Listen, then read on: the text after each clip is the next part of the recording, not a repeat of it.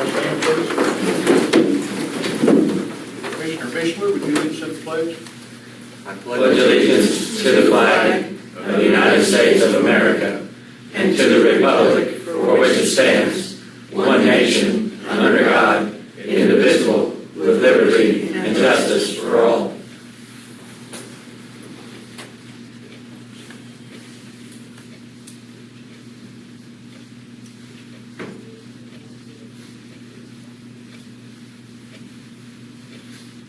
Thank you.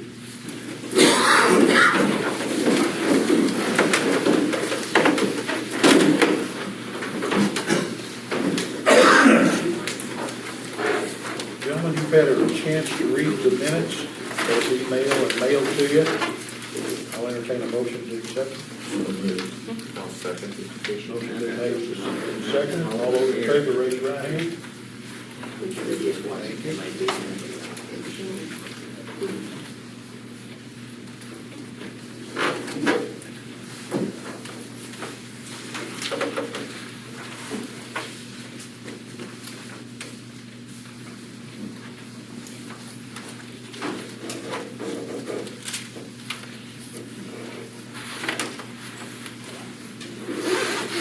First thing on our agenda is office holders and department heads over insurance issues.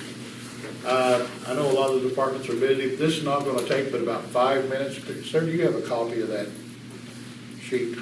I thought I wrote the letter, but I don't, but John had it right here. That was in there. No, I meant the sheet they need to keep in their files.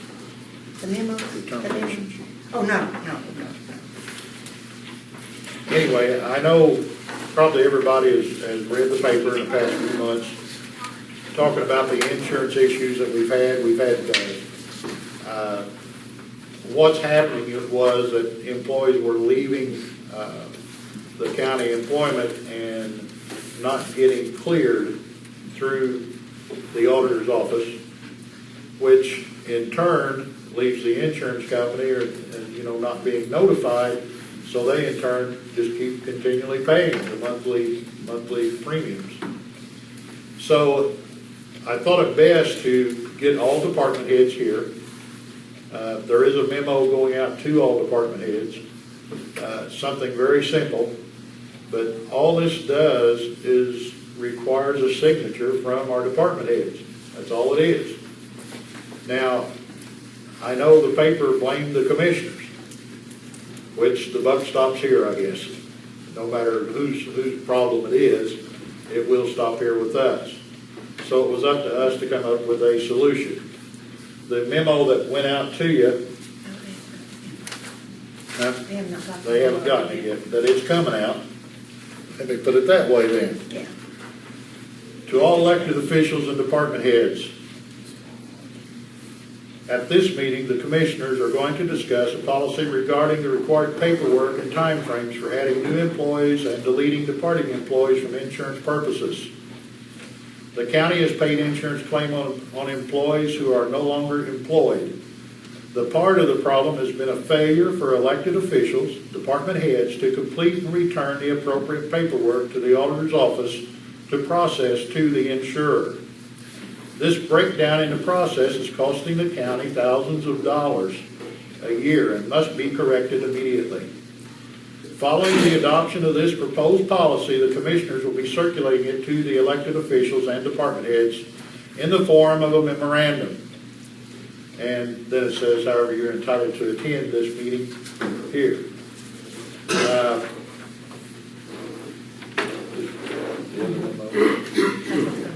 Okay, this is the memo that's coming to you. Now, I'm only going to read parts of it. When an employee leaves employment or is let go or retires, the termination papers have to be filed in the auditor's office within 48 hours, period. Okay?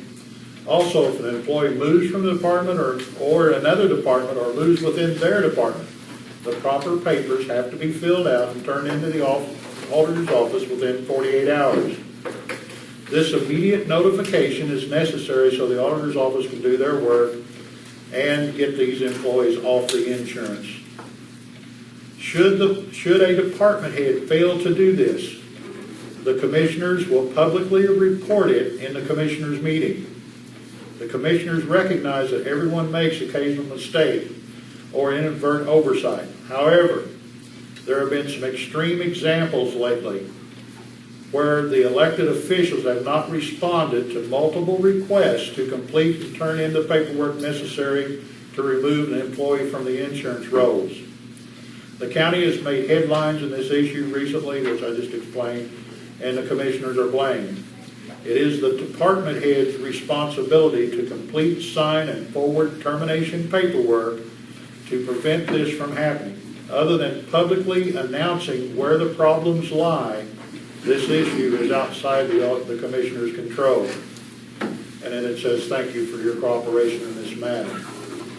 The commissioners can't review 135 employees daily. That just can't happen. That's why we have department heads to run their departments, and that's what we expect. And the sheet, it's only one sheet of paper, and there's only about 2 or 3 questions on that sheet of paper. One, where's the person going? Was he terminated? Was he laid off or whatever? The reason for the separation from that department. And the main thing is the department head's signature on that piece of paper. Legally, the auditor cannot process paperwork unless the department head's signature is on that paper. So that's key. That has to be signed. Okay? If it's not signed, then the auditor's hands are tied. Now, this is something that's not rocket science. It's pretty simple. There's only 2 or 3 things that needs to be filled out on this piece of paper, but it has to be turned into the auditor's office within a 48-hour period. Okay? Now, I think I've explained that as thoroughly as I need to, Tom, okay? And I don't want this meeting to be to become a finger-pointing session, because I know everybody's going to get defensive on this because the commissioner sent out this letter to everybody. But please feel free to contact me after this meeting or give me a call at home. I seem to have got a lot of phone calls here lately. Feel free to do that, and we'll discuss it further. And that's all I have on that. So I know some of your departments say you've got to get back to your work. So I thank you very much for your cooperation. I know this will be taken care of now, and it's done. Okay? And hopefully this won't be the thing that keeps continuing on. All right? Thank you. Okay, next at 9:15, which is 9:15, is Becky White here? She's not here. Not here yet.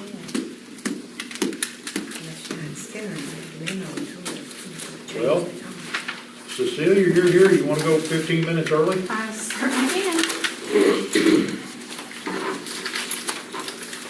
Okay, I have 2 things to discuss with you today. I guess for the record, I'm just waiting for your rubber bells.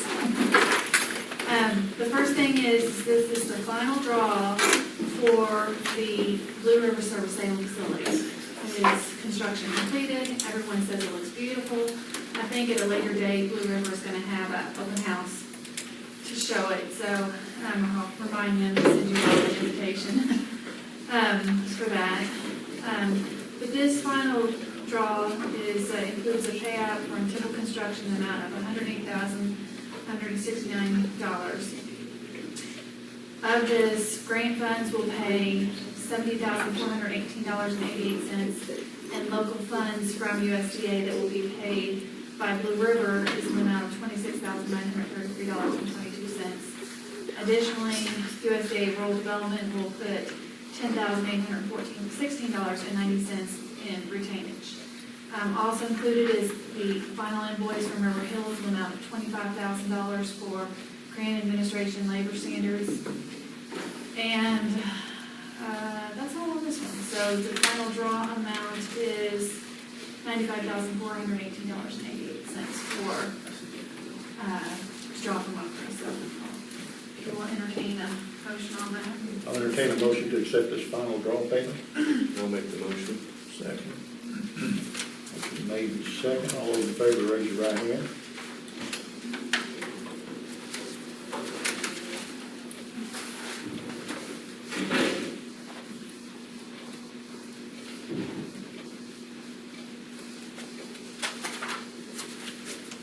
Okay. And that takes care of Blue Ribbon. Well, pretty much. We do have closing documents, so there will be more things for you to sign. Oh, I think I have one more thing for you to sign. Well, it looks like I didn't bring it. Let's see, I'll have to see if I'm on it. But another document that I'll need for closing just says construction is complete. And the reason I don't have it is because the architect didn't get it back to me. She had to sign it first. Okay. So, once she gets it, I'll send it to you guys, if you'll just sign it and mail it back to me. We have a month to get that back to me.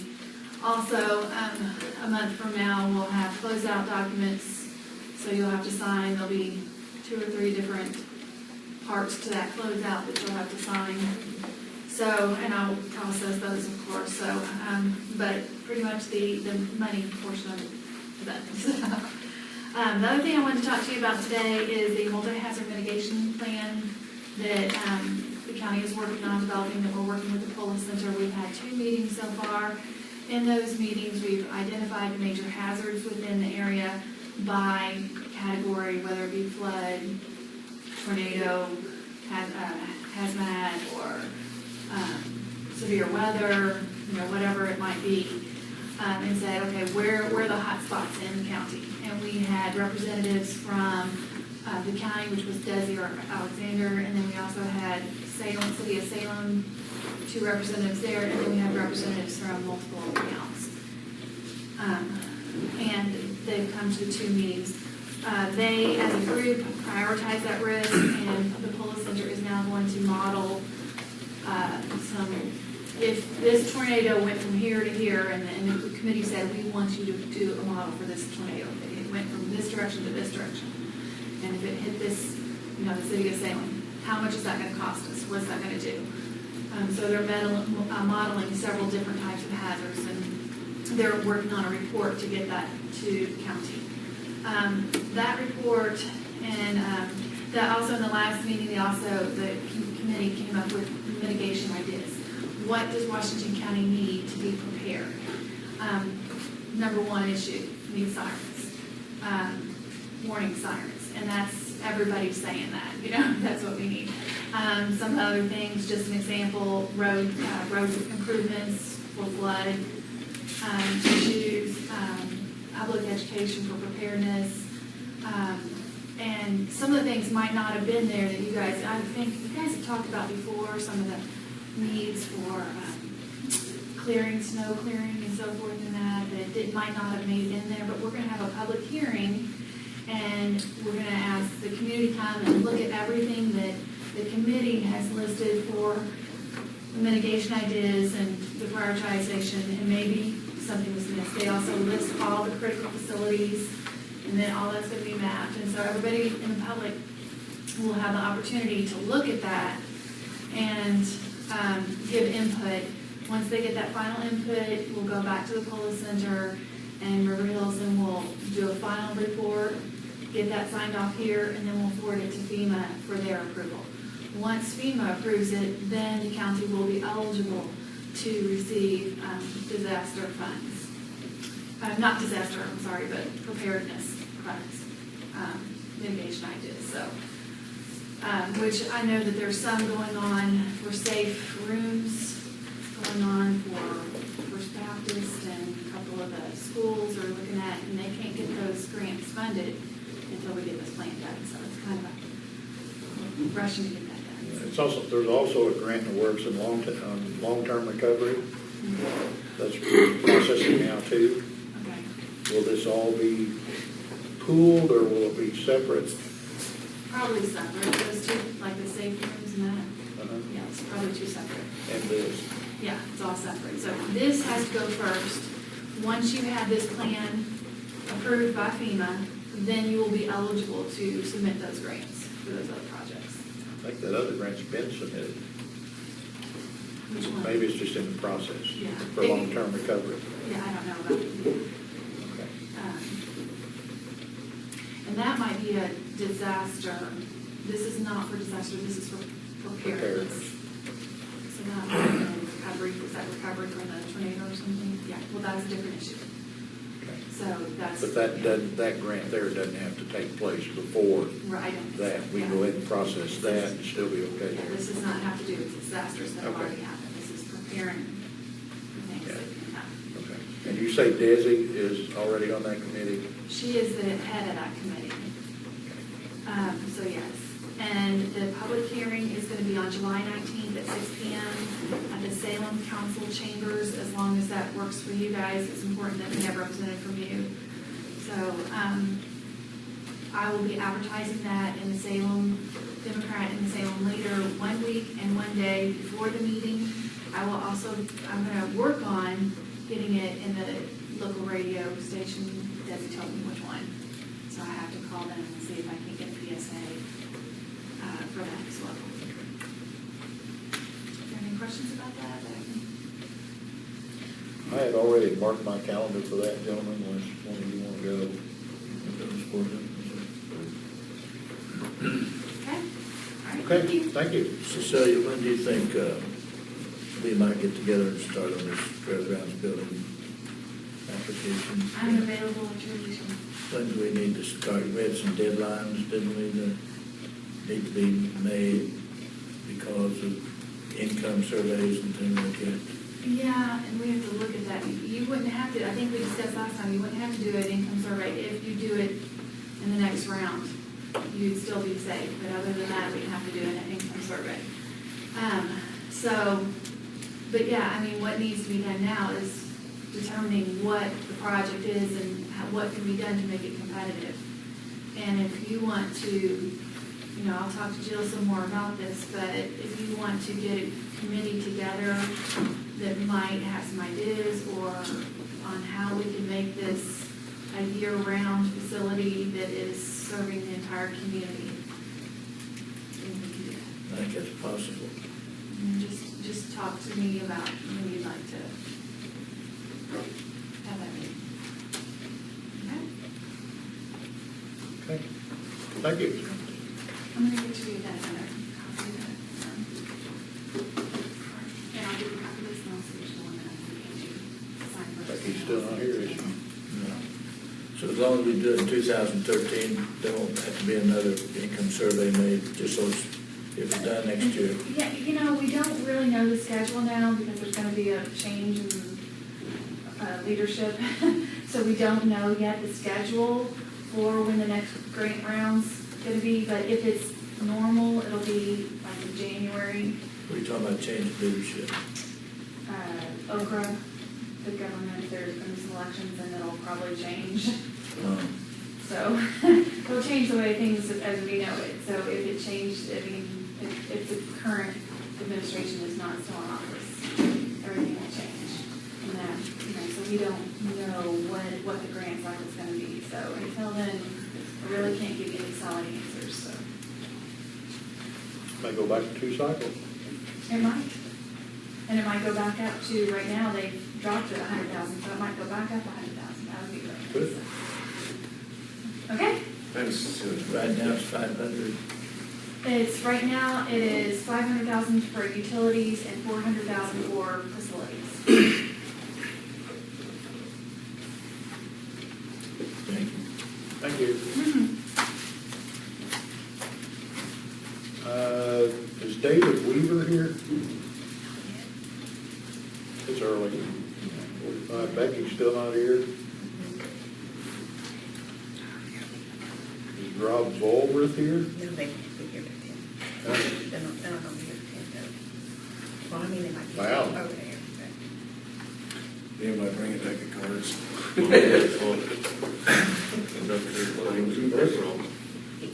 Well, go ahead. Yeah, let's do that.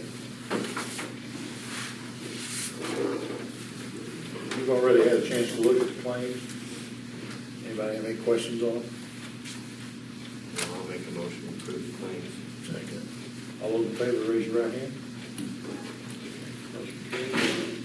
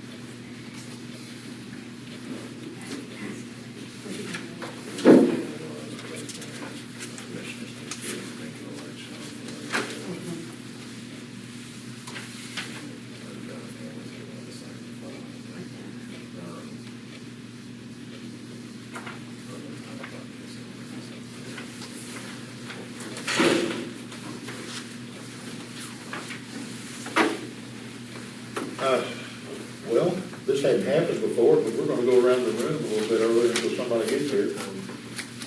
Unless we wanna go with Mr. Cyphers. I mean, we could address them.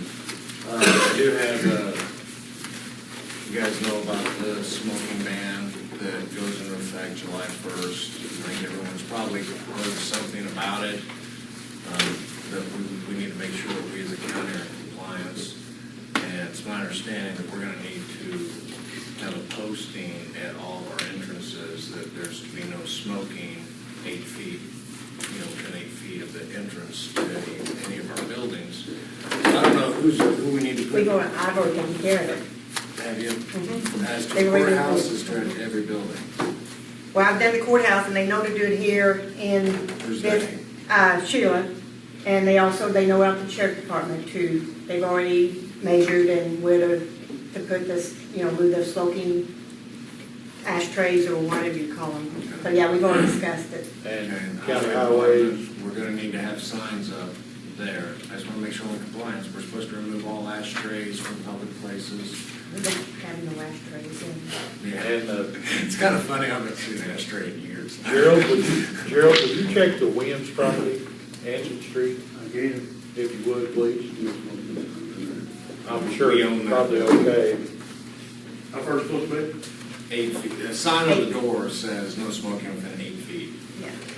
And there's some you might get with Sarah and see where she got her sign, are we doing? I don't have no sign. I just moved our, Yeah, that's it. Well, we have no smoking on our doors anyway. I understand that. The law requires specific language advising that there's no smoking within 8 feet of the entrance. So I need a sign that says no smoking within 8 feet. I'll get with Desi.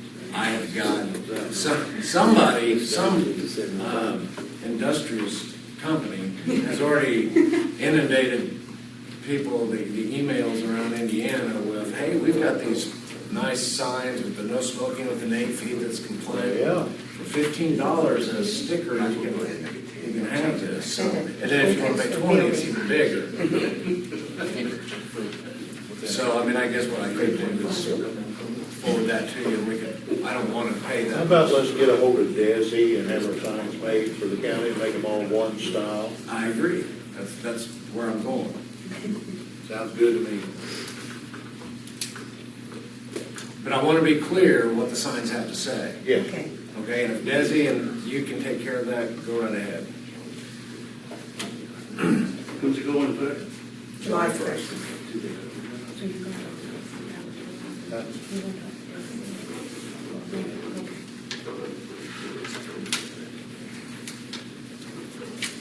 Only within 8 feet of the building, Tom, there's no additional feet there.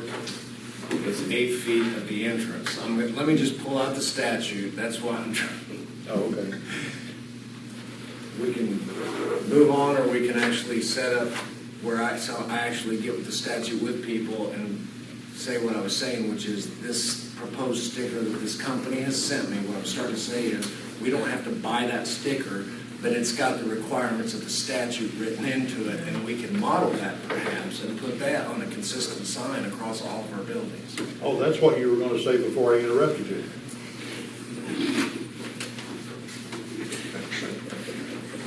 Is that correct? Yes. First I ever heard it. Oh, well, you're being quiet. David, now. What else you got, Tom?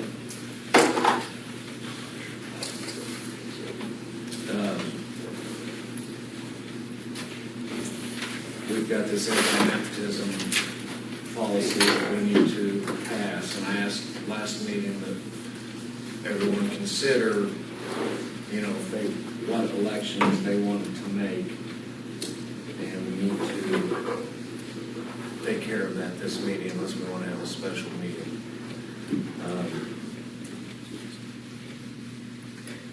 There was I don't have my glasses on, but what I did, what I circulated to you guys had some red italics for you to review and consider whether you wanted certain option language in that.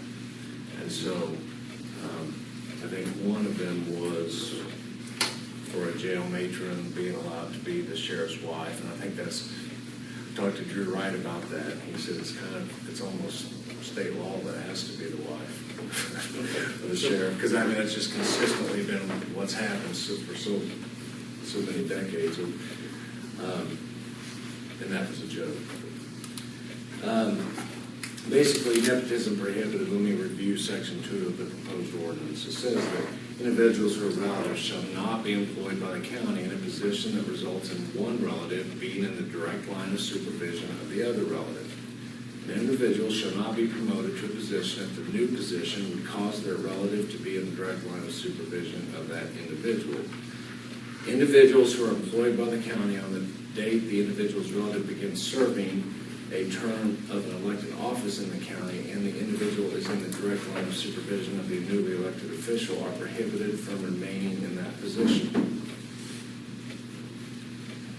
An individual who is a spouse of the county sheriff may not be employed by the county as a prison matron for the county under IC 36A-10-5. That's optional language because it's also listed under the proposed exceptions. And then it says an individual who served as county coroner is currently ineligible to serve due to term limits under Article 6, Section 2B of the Constitution of the State of Indiana, and has received certification under Indiana Code 36-2-14-22.3, and whose successor in the office of county coroner is a relative may not be employed by the county in the office of the coroner. So those are those three, talking about what happens if you're already employed and someone runs for office and gets elected and is in your direct line of supervision. Does that person have to quit their job? Okay, that's one. It's contained in both prohibition and in exceptions. The other is the jail matron, and the other is the county coroner's office. So I don't know what your all's thoughts are on that. But my proposal is that we come to some kind of a conclusion today, vote on it, and then give authorization to sign the revised, because this contains both, because it's still highlighted in red. And then just sign it outside the meeting based on what you voted on today. So the exceptions would read as follows. This resolution does not apply to individuals who are employed by the county on the date of the individual's relative begins serving a term of an elected office in the county, and the individual is in the direct line of supervision of the newly elected official. Second one, this resolution does not apply to the spouse of the county sheriff employed by the county as a prison matron for the county. And third one, this resolution does not apply to an individual who served as county coroner, is currently ineligible to serve due to term limits, and has received certification under IC 36-2-14-22.3 and whose successor in the office of county coroner is a relative. So the question is, do we want the spouse to be able to serve as jail matron or prison matron? If someone's already been employed by the county and a relative runs for office, do we want to make that person quit their job? And then county coroner's office, is that an issue? These exceptions were written into the proposed ordinance because they're very common occurrences, and the state did not perceive those to be a threat, like the typical problem. Obviously, if someone's been working here 14 years and a relative runs and becomes, someone works in Sarah's office and the next person running for auditor happens to be a relative and they win the election, does that person have to give up their 14-year career because someone else won that election? So I don't think so. And on that point, I don't think the employee should lose their job because something out of their control. any other thoughts on that one? I agree with John on that. I don't see a problem there. That'd be unfair to the employee. I guess, Tom, I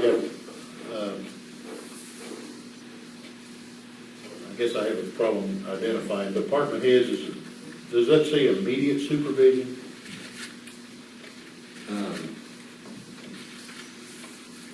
Direct line, it says direct line of supervision. Okay, I'd say that's the same.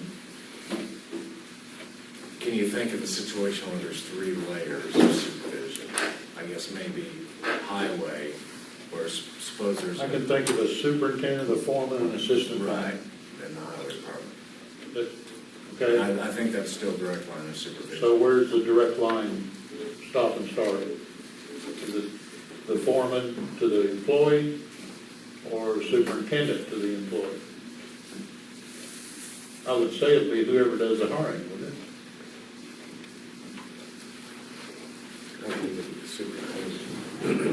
Superintendent. right? Direct line of supervision means an elected officer or employee who is in a position to affect the terms and conditions of the other individual's employment, including making decisions about work acceptance, compensation, grievances, advancement, or performance evaluation. The term does not include the responsibilities of the county council or board of county commissioners regarding the salary ordinances. Okay, and that would be superintendent. Okay. But it says elected. Yeah, it should, it's elected. Superintendent. So it applies to highway department. Supervisor, doesn't apply to the highway.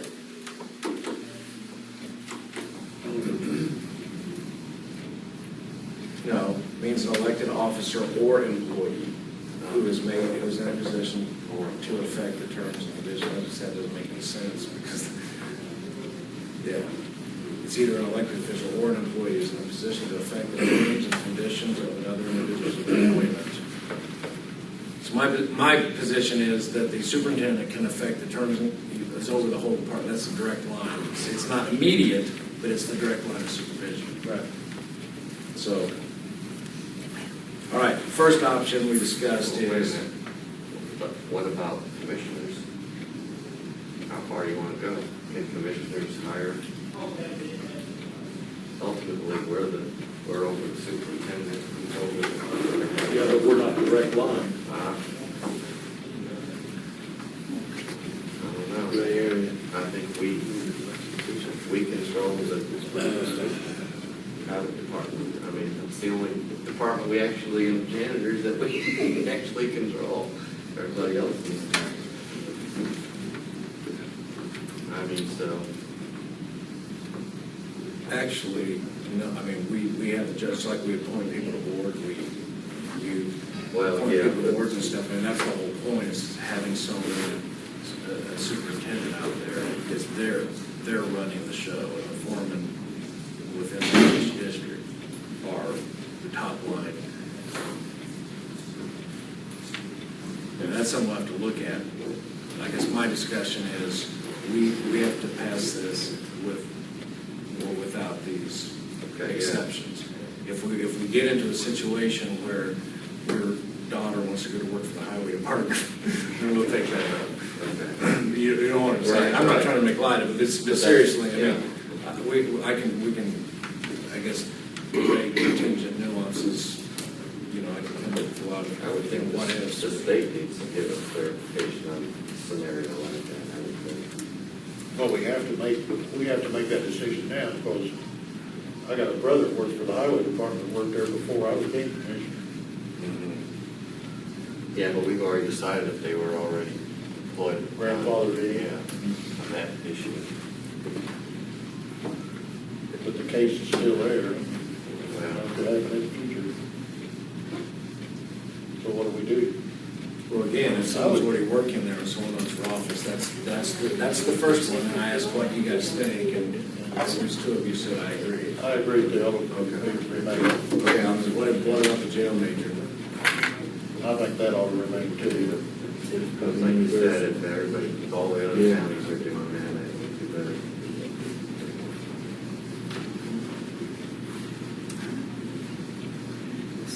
Okay. What if the county coroner is succeeded by a relative? You know, could that person be a deputy county coroner?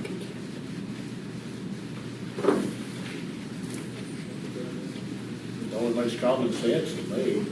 Just like it should be. Good experience. If you got somebody new stepping into it, you want somebody to be able to tell you, fill you in on things. My suggestion then is that we allow all these three suggested exceptions that the proposed ordinance allows, that we make a motion to approve it, and that it be, but it's going to have to be revised, and I'm going to have to whittle those out. And so we'll have to include in that the right for the president to sign outside the meetings. I'll entertain a motion for that, gentlemen. And I'll second. Okay, motion been made and second that we go ahead with this agreement. The ordinance. With the ordinance of, Yes, ordinance, sorry, resolution. Anti-nepotism with the three exceptions. anti-nepotism resolution, providing, well, Tom will rewrite it to what we voted in, right? With the Allowing the three three exceptions. exceptions. Okay. All those in favor, raise your right hand. Motion carried. Okay. Then there's a resolution establishing the disclosure of contracts by the county with relatives. And we need to go ahead and approve that as well. That's part of the same law that requires higher control on local governments.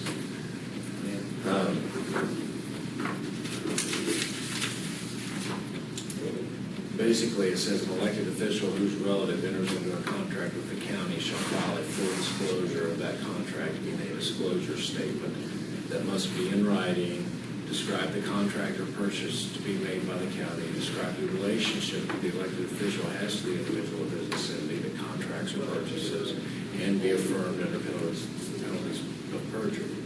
The disclosure statement must be submitted to the Board of County Commissioners and be accepted by the board in a public meeting prior to final action on the contract or purchase. It says the disclosure statement must be filed not later than 15 days after final action on the contract or purchase with the State Board of Accounts. So it needs to be done publicly, disclosed, form filled out, and submitted to the State Board of Accounts.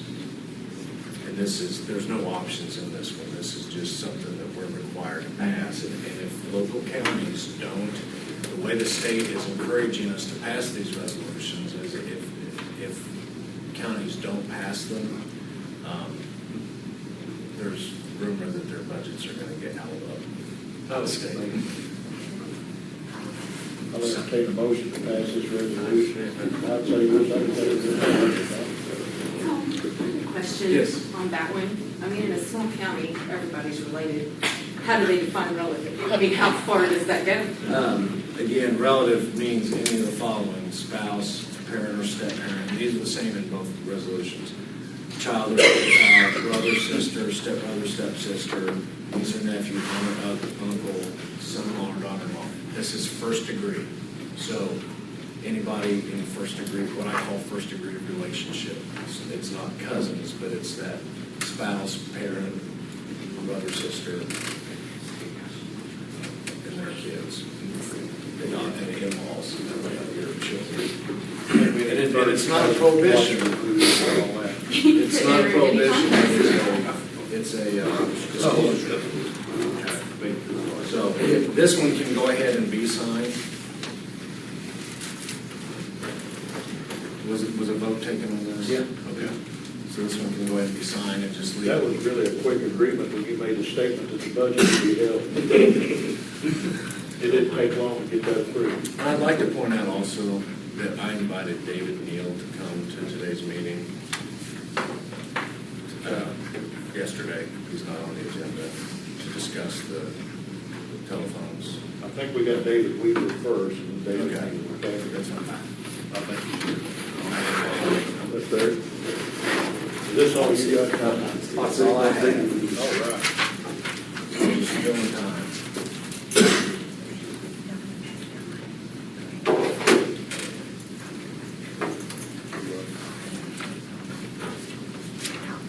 Tom, Sarah needs her gray folder. Why? Don't ask me, that's what you said. I think so. Couldn't that please it? First Responders Ambulance Service. David, welcome. Thank you. I'm a trustee, Gibson Township, Washington County. And it's been an ongoing thing for the last 14 years who provided insurance for first responders. When I got elected, they told me that Dr. Morgan did. Well, Dr. Morgan didn't. He's Director of Medical Services for first responders. I carry insurance. My insurance stops when the gurney, if that's what you want to call it, is slid into an ambulance, whether it was Washington counties or Knox counties.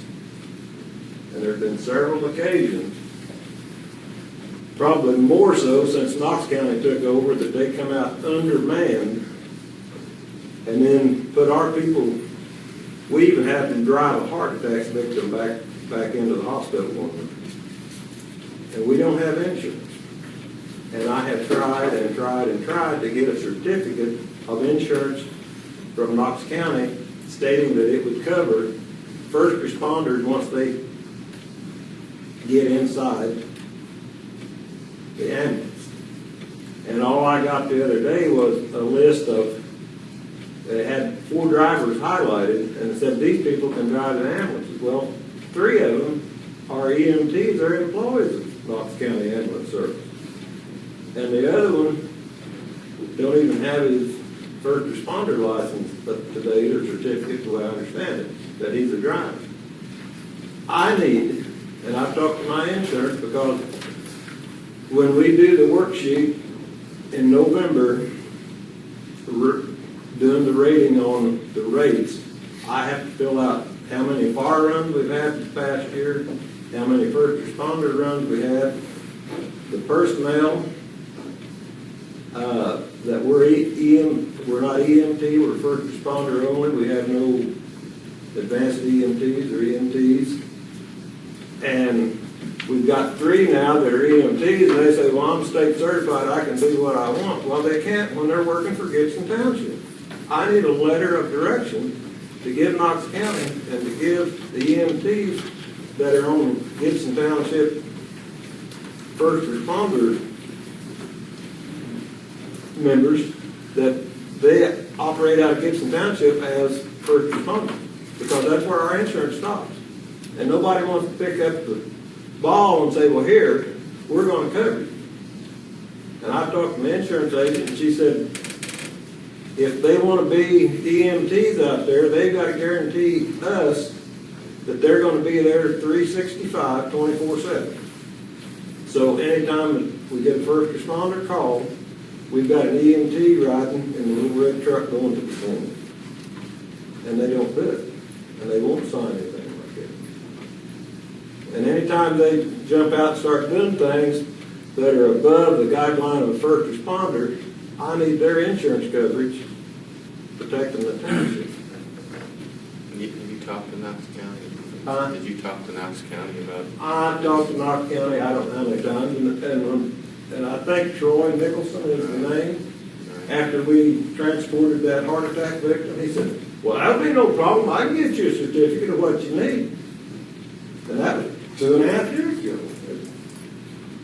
I think this fall will be 3 years, so we was doing budgets the night they went out. And I talked to him just the other day, well, no problem. And one of the EMTs, Jonathan Sears, in February we had a meeting. He said, well, that'll be no problem. I can get you a certificate of insurance. And somewhere Knox County did this job off, and then they're wanting to use first responders to fill in the gaps. And I need something to protect the township. And I need the backing off this front line up here. It's going to back me up. And I haven't had it yet. But I have never been to a meeting before, but everybody always said, Troy will take care of it. And Troy has never taken care of it. I'm wondering if we could set up a meeting, maybe, with you, me, and Troy. Try to get something. What's your? But I need a certificate before I need something coming out here today, when I tell those guys tonight that they can't operate other than first responder. I need something that's going to back it up.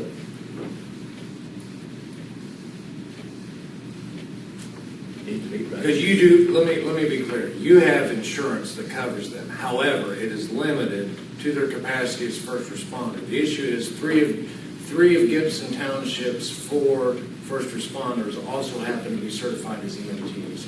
And what happens is, when, I'm just trying to restate so I make sure we're understanding. So there's an overlap. They serve in 2 different capacities. One is a higher certification than the other. EMT is a higher certification than first responder. When they are not in their capacity of employment with Knox County Ambulance Service working as an EMT, but they are responding as a first responder, off-duty EMTs responding as a first responder, the concern that you have is your insurance won't cover them for actions taken above and beyond the limited scope of their rights and duties as first responders when they're acting in their EMT capacity. I'm going to suggest to you, have I properly stated what the issue is? Pretty much. Okay, tell me what I'm missing. When they come to Gibson Township, say they don't come down and pick up the truck, but say they've got the radios on, and when a 911 issue comes out in Gibson Township, they go like dogs running, Okay. and they jump out there with their blue bag and they're doing things. Probably, it's probably helping the patient, but you can have the same situation, the same amount of hurt, and the next time that call goes out and they're not there, and they only send first responders, and he can apply pressure to a pressure point to stop bleeding, and that person don't make it. Where the EMT came and maybe saved a life, then we're set up for a lawsuit because we didn't give everybody the same amount of care with what we're designed to do. So if he didn't come out as an employee of Knox County, he come out as a first responder, but he's a EMT. I don't think it's an issue. Because first responders are first responders. If one of them happens to have higher training than that, nothing says a medical doctor can't also be a first responder. Right. And the law would not require someone to say, even though I can save his life, I'm going to stop and let him die because I don't want to exceed my authority as a first responder. The Good Samaritan rule, unless it's been modified in Indiana, says that people will be held accountable for Good Samaritan efforts they make to save someone's life, as long as it's within the scope of their knowledge and training. And so, if someone goes and renders assistance and do what they can do, and it doesn't work out, we're not going to punish them. And the philosophy behind that rule is a good one. That is, we want to make sure that people are good Samaritans and that they do what they can do to render assistance. But it seems to me that the second situation you described, I can't imagine a situation where just because someone was better trained and was able to help someone above and beyond first responder capabilities and training, and then the next time someone with a similar injury or medical condition doesn't have that person, but a typical first responder responds, I don't believe that we've set a precedent or set them up for a valid lawsuit, because we've done what we're required to do. What I'm saying, our insurance stops at first responder. And when we come out and supply drivers for Knox County, and we're driving, we don't have insurance on that driver. Okay, so there's driving is another situation. And that one night, we had 3 people, 3 first responders riding or driving back to Washington County Hospital. Well, okay. I guess the concern I have about 3 non-insurance people sitting down and meeting is that providing a certificate of insurance may or may not be understandable. I don't know. I would want an insurance representative explaining what is and is not covered, because, what we're talking about are nuances that I can't imagine being contained, spelled out in a certificate of insurance. But it would give me I would say, well, here's showing the liabilities that we're backed with if Knox County was said, anytime we use them in the ambulance, here's the coverage it's gonna, Identifying specific drivers. well, that or anybody that's, riding in the ambulance with us. Okay. But we don't have that. So it basically then, it goes back to what you're asking for, a certificate of insurance from Knox County. Stating that when they're being used, once They're Knox County's on the scene, that Knox County's taking over once they leave. You've been promised that, I don't know why they wouldn't give it to you. Well, they didn't do it when it was, ambulance services controlled here in the county. You can be within Troy if you need. You can't. No, I mean, You can't. I mean, that's what you see. yeah, I can't, no, I mean, not today, but I'll be sure. Do what? Is Knox County saying they are covered as drivers, they're just not giving you the proof of it? I got one person that's not an employee that's on that list that is, on their insurance list, but it's not a certificate, it's just a list of drivers not county job. I mean, that happens in all the townships. They use first responders or whoever's available to drive the ambulance. I mean, that's happened. But they all got certificates of insurance. They're all insured. I mean, if they go out, if a first responder gets in the truck and goes out and wrecks it, I mean, they're insured. They get it through insurance company, it's bought. So I don't understand. It seems to me like that Troy said, yeah, it's no problem, he'll get it for you. You just don't have a copy of Just it. don't have a copy. And you need a copy to present to your first responders tonight. And I need one updated every year when, you know. Well, yeah, sure, whenever they get it, but it seems to me like the only thing you're needing is that. Right, if I got that, my insurance people say that's all we need. Okay. Then So, John, what do we, at that point, we had cut the liabilities. okay, John, what do we say? You can't meet with him today. Not today, but I'll, Do you want me to call him or go over there? well, I'm going to Knox, I actually have to drop something off at Knox County, Oh, so I was going over there, I'll talk to, On your telephone number. what's your phone number, Dave? 752-3635. All right, I'm going over there, I'll talk to them this afternoon, and Shouldn't be a problem. see, Sometimes you need- I don't know, Well, I'm just gonna notify them tonight what we came up with. so. I mean, it may be that we want to bring everybody back to the next commissioners meeting to hash this out. You know, to figure out what's the kind of an area I don't think, we never dealt with. And the reason I'm trying to pull out individual situations is because I want to be perfectly clear that I don't think insurance coverage is set by contract, by the policy. And so asking for a certificate of insurance generally, those are kind of pre-worded documents. They're not going to spell out specific items. So, I mean, we can ask for a certificate of insurance and he can hand us say, here's our certificate of insurance. And it may or may not cover the situation.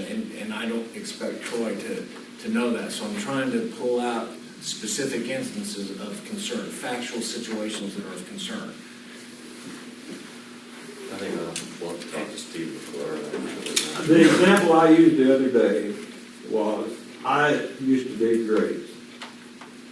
And I'm not an embalmer, and I'm not a funeral director.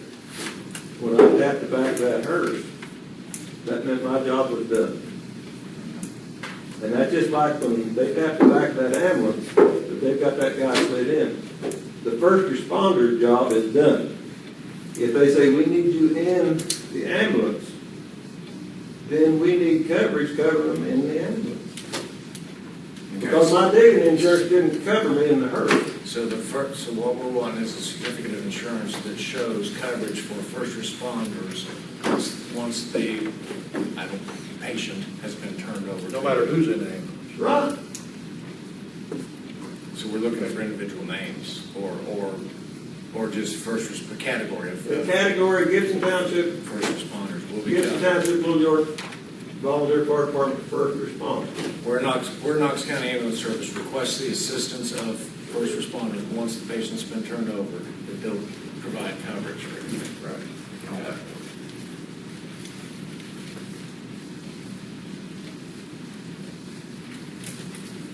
Who's your insurance company?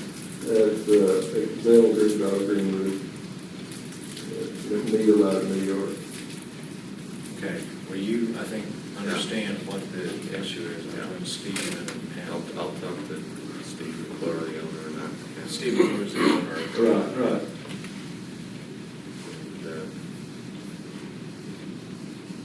we have to have a meeting or what happened,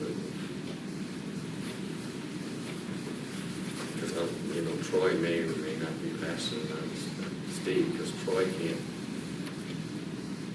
get you that stuff anyway, he's got to go to Steve McClure.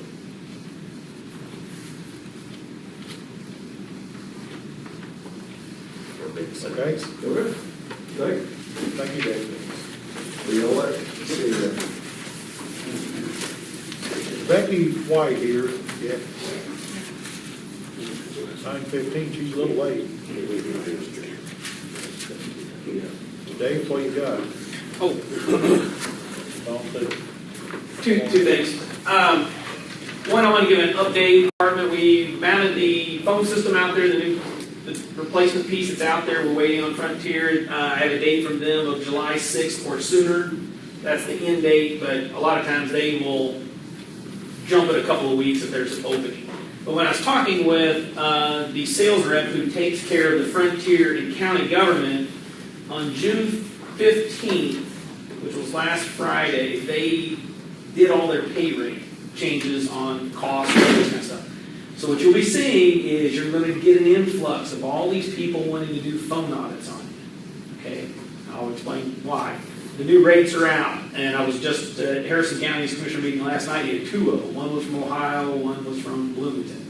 And they would come in and they'll say, hey, we would like to do a phone audit. Doesn't cost you a dime, but if we find there's savings, then they get 50% of the savings for the next 3 years. Well, the phone rates just dropped. I'm going to certainly look this up.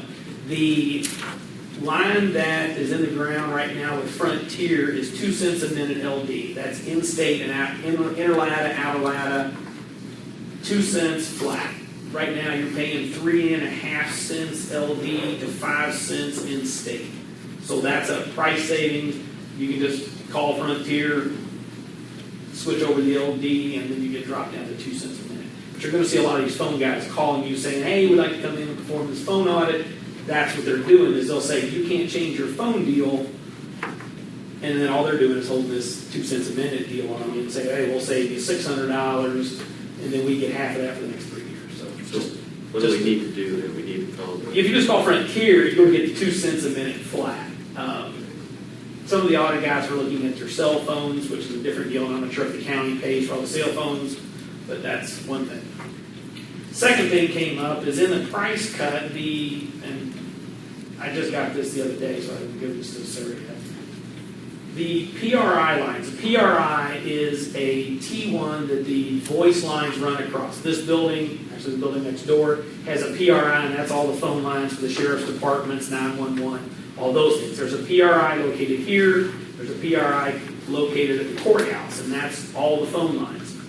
You were paying about $770 per each of these sites, and you had been paying that since the phone system was put in 5 years ago. Your contract has long been expired, but you keep paying that same rate.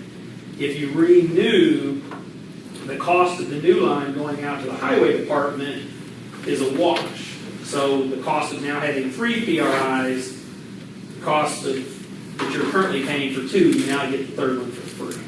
And all it is just a renew for a 36-month term. You've actually used a 60-month term, but you've never renegotiated that cost that was put in almost 5 years ago.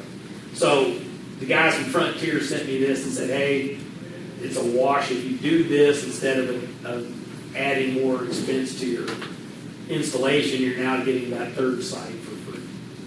But that's what it is. But I also want to let you know this LD thing. 2 of the other counties we've been in, I'm surprised there's nobody here. That's usually they're all coming out because all of the new telco rates have just been approved, and so now they're coming in and saying, "Hey, we can save you all this money." But in reality, it's the carriers are dropping their cost. I just want to give that to you. my suggestion would be to do that. Then you're not gonna have any installation costs off the highway install or any additional month-to-month costs. We'll be paying the same rate that you just get the third site for free.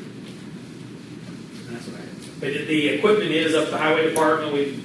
The PBX is there, the phone sets are there. We're just waiting on Frontier to do the flip. And what that means is the call numbers that were coming into the highway department, coming into the PBX system at the courthouse, and then bouncing out to the highway successfully or unsuccessfully, we have to move those numbers to the system at the highway department. What did you say that date was, Dave? Last Friday, June 15th. Oh, they're coming down there. It's July 6th is what I was told was the end date, but a lot of times they'll call and say, hey, we've got a crew ready Wednesday, could you do it on Wednesday? Or we have to coordinate because we'll actually drop the lines when we actually do that flip. Most of the time it's done in the afternoon, 4 to 6 in the afternoon, and then next morning everything's all covered. That's what I have. Appreciate it. Any questions, gentlemen? I do. We had a concern because Matrix, we were under a service agreement with them, et cetera. That's since expired. Do we need to do something to address our telephone service? I would like to say yes.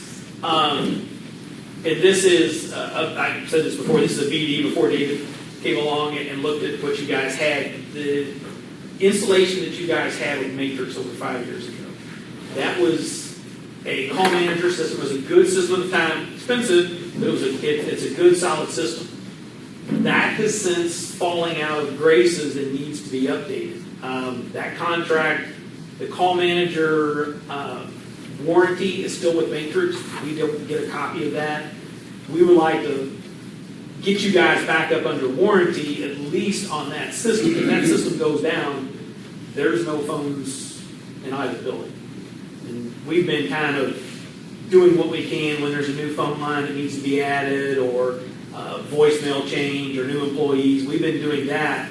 But if that unit goes south, it's not on the shelf that we can run down somewhere and pick it up.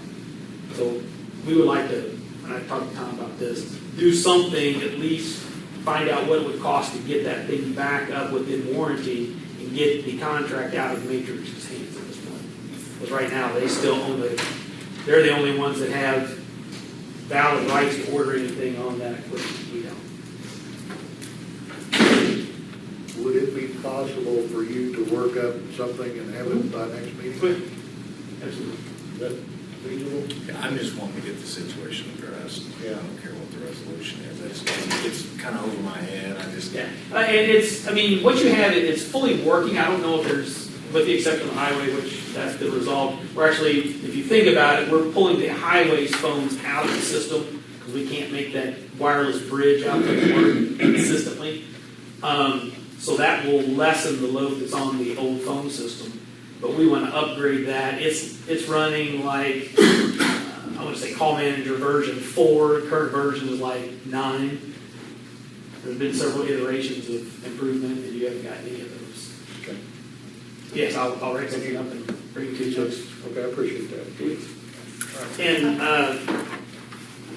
Sarah, if we could get that signed, that is just for the PRI. That will waive any changes or anything on the installation at the highway department. And I think he said it would actually be cheaper at the end of the year. Adding this third site on that contract would be cheaper than what you already have budgeted for the whole year. Mr. Neal's here, so I'd like to go ahead and ask something. Last night at the land use planning meeting, and this is a city hall, so it's something that I'm going to go ahead and talk to David about. Not the other David, one of the other Davids. Yeah, I know. There's so many David and Johns, my husband gets mad at me. It's like, which one? Last night we had a land use meeting, and the representative came down and needed to get online, okay, to go ahead and show a flyover map. And you were there, you know this, and couldn't get on. Well, because she didn't have the password to At the the city. wireless at the city. But what I want to propose, and I proposed this before, and it's the same thing with the county courthouse during primary. The public access was not available. It kept kicking everybody off, okay? And the newspaper was there giving timely information to the public that desperately wanted to know what the numbers were. And she used the El Magway link, okay? And I did too. I mean, I had my little, phone and all that kind of stuff. As we move forward into the future and into a technology age, I would really, once again, like I asked last year, I would really like to see a public access router that's separate from all the other computers. I'd like to see those routers become invisible, where you don't have a login, so that not that anyone would get into it, but that's an extra layer of security. If you don't see the link, you can't get the password to it. But I would also like to see a router that is for public access. And it can be password protected where, you can have the password on the wall, you can change it every week, all of that kind of stuff. Okay? It doesn't need to be a $500 situation.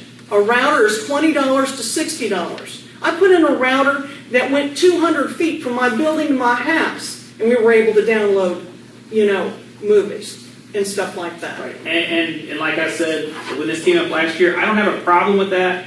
What I do in protecting the commissioners is you have to deal with CIPA, which was the Child Information Protection Act. You have to filter that stuff. If some kid rolls up on his car and starts downloading stuff and mom's got a filter at her house, but these guys are providing pornography to a 13-year-old, that's an issue. There are more opportune places than parking in front of the sheriff's office. I'm just saying that I mean, you still have to you can take still that. put parental links on a regular as long router. as long as there's filters. And that's fine. As long as That's there's more than fine.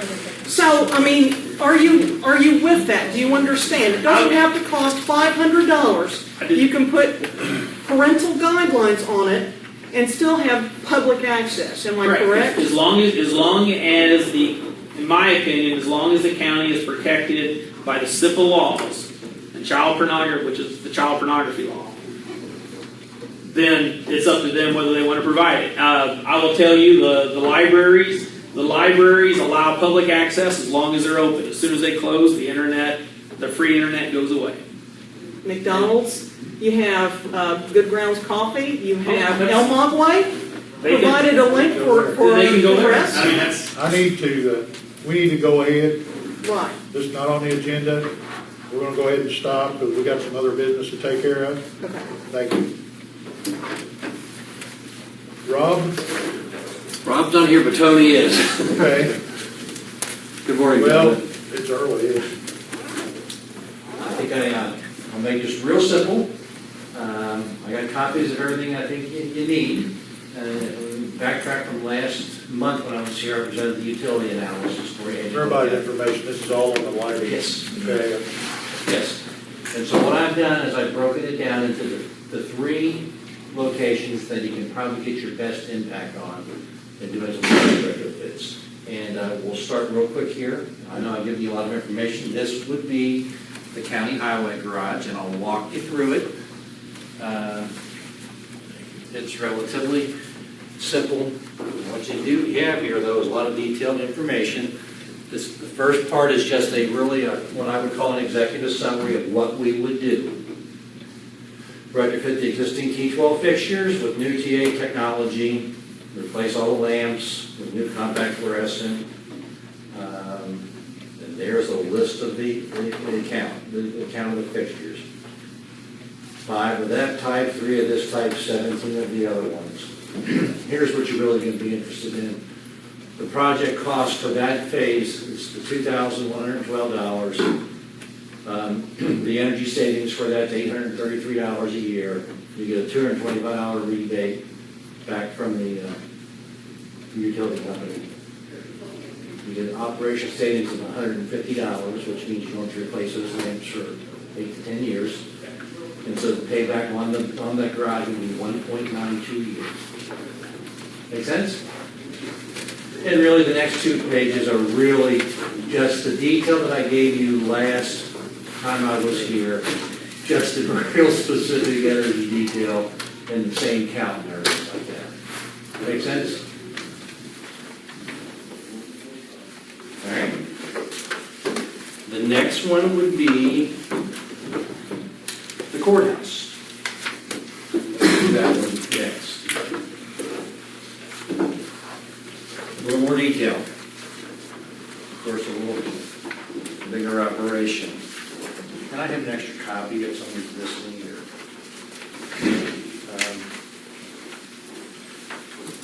Pretty much the same format that follows the executive summary there. And if you go to page 2 there, it tells you the detail of what we would install. And if you don't need me to get it all that detailed, do you? You got it right there. Wow. Takes a little longer to get the feedback back on that. Takes a little longer to get the payback, you're right. But you would get a rebate back from your utility company with $1,473. Okay? What's OPS? Operational payback savings, which would be, like I mentioned before, you're not replacing light bulbs for the next 8 to 10 years. We're replacing ballasts. Fixtures and bulbs are guaranteed that long. Okay? And the last one I have is for the detention center. And if you remember from the utility analysis, that was a good one.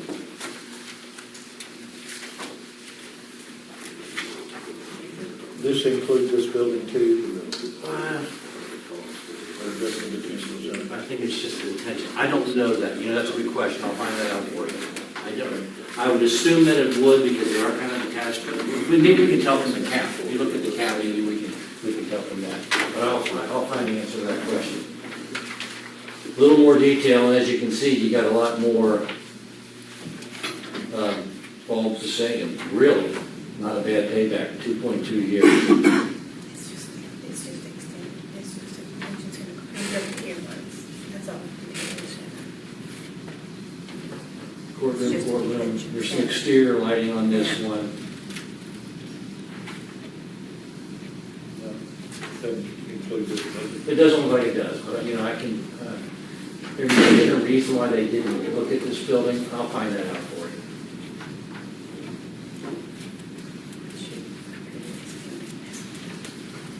That's where you are. Make sense? Now, like we talked about on the detention center, you know, do some major changes and renovations. I'm not sure what we're going with that. Yeah. That is where, if you go back to the utility analysis, that's really where you get a lot of your savings. But you have to decide what you want to do with the building first. The lighting is probably kind of a no-brainer to do. And the paybacks aren't bad. Generally speaking, the payback, anywhere from 2 to 5 years is good, especially in a county or municipal. What is the utility company, what is that? You have to make the decision. Well, the last I've heard was you have to make commitment to buy the fixtures by July the 31st. However, they wouldn't have to be installed until October the 15th, I believe. No, are they having that different? I don't know. Whether or not they're going to extend the program, we don't know. Well, how do you, the commitment to you all, you have to get it to the utility company that we've made the commitment? Yes, yes. We would probably buy the fixtures, store them in our warehouse, and then whenever you decide to use them. Obviously, the thing about lighting is your payback is you begin saving immediately after you install them. That's it. The operational savings, that's a monthly amount? No, that's an annual amount. That's just like the utilities, just like the utility savings. And those are what we call soft savings. The utility savings are hard savings. And we get that basically from the break each amount, and not mulch or replace and so forth.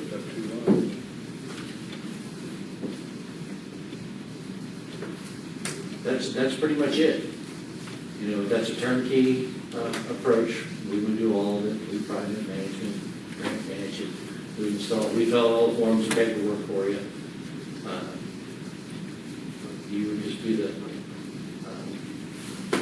access. I think that actually means that access sometimes we account for if you can't get into a space during 8 to 4, you might have to do it from 5 to 9 p.m. or something along those lines. So we'll account for all that in the estimate. I thank you. This is just the detention center, this is not the Yeah. building behind it, right? Yes. I'll check on this building. I don't think it is, but I will check. I don't know why they didn't do it. According to that list, the detention center,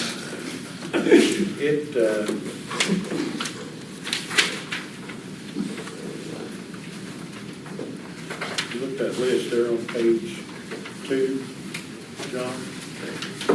They're on the far right, fixture location. Yes. And there's none of those locations that's all up on the hill. Okay. Everything there. And I know I've given you a lot of paperwork in the last 3 meetings, but if you go back to this, we looked at the 4 highest cost buildings that you had. And this obviously wasn't in the 4 highest cost buildings. And these numbers here on all 3 of them are total project cost. This is, Yes, sir. I mean, that's the total amount, Yes, sir. labor, Well, fixtures, Yes, sir. everything. Yes, sir. you got one thing on there that some of the valves contain PCBs, there'll be an additional charge on page 2. That's a disposal charge. Okay. Tell me about that and the likelihood. Usually not a big deal, because the person that we had to take them out, usually dispose of them. I've only seen it happen really once, but I can get a verification on that, and I'll send an email to one of you all and let you know what it exactly means. They still use, when did they stop putting PCBs in valves? I would have thought it had been 10 years ago, but I'm not real certain on that. Like I told you, I'm not the engineer. I'm pinch hitting. Mr. Rob had a baby a few weeks ago, and he's in Fayette County today. And, The courthouse may have some old, I don't know, did you look at the pictures? yeah, I did when I walked in there, and They look real old. some of them did, some of them didn't, but like I told you before, you're really fortunate. You have a very well-maintained facility. The courthouse. Yeah, very well-maintained. Another question, Sure. I'm sorry. I don't know much about the lighting. It says, if fixture counts are found to be incorrect, an additional charge or credit will be added or deducted. How is a fixture incorrect? Generally speaking, say there's a closet that has a light in it we didn't see during the survey or something like that. It's rare that it happens. We generally overcount for our count because of that. We account for something because we don't like to give what we call extra work orders. But occasionally it happens, you know. That's not an incorrect fixture, that just means you didn't see it. We missed one. We missed one. And if we miss it, but you know, that's why the count here is fairly detailed. You know, when we did the survey, they went through and they counted everything they had. They may have missed one in a jail cell or something along those lines. But you got a pretty good snapshot there of what you had in those buildings.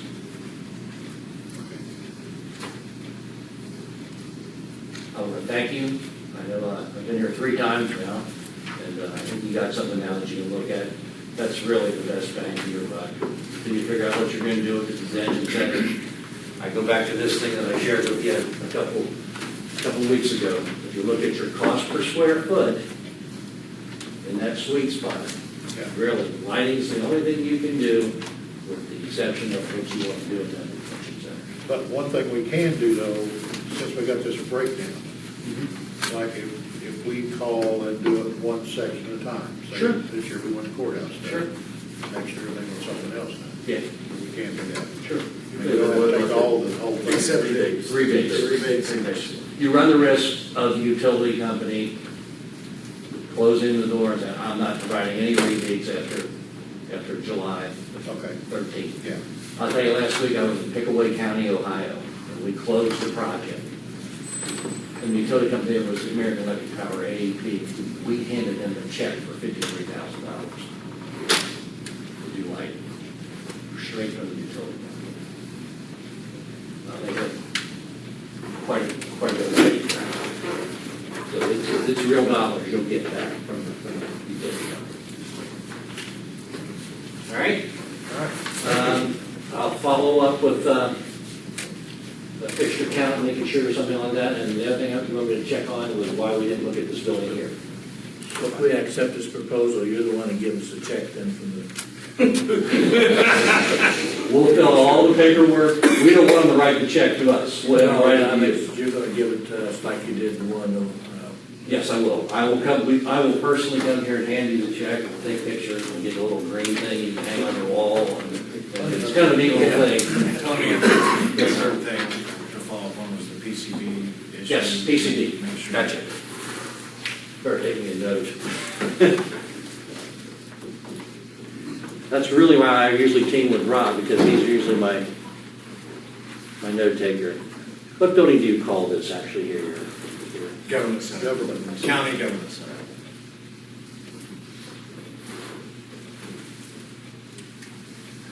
All right, gentlemen. Just let me know. I'm going to proceed.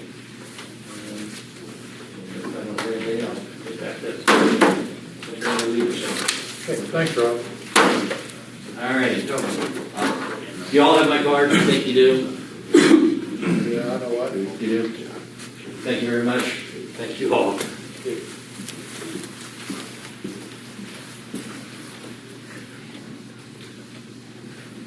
Becky White, is a no-show then I take it? She's a no-show. I think we're going to scratch her.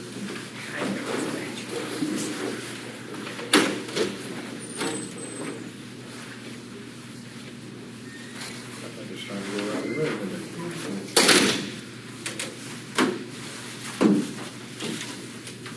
Let's see who all we got everywhere. We'll start in the back. Oh, gosh, the dreaded insurance man's back there in the corner. Bad news. I'm good. Great. All right. Okay, that's more insurance.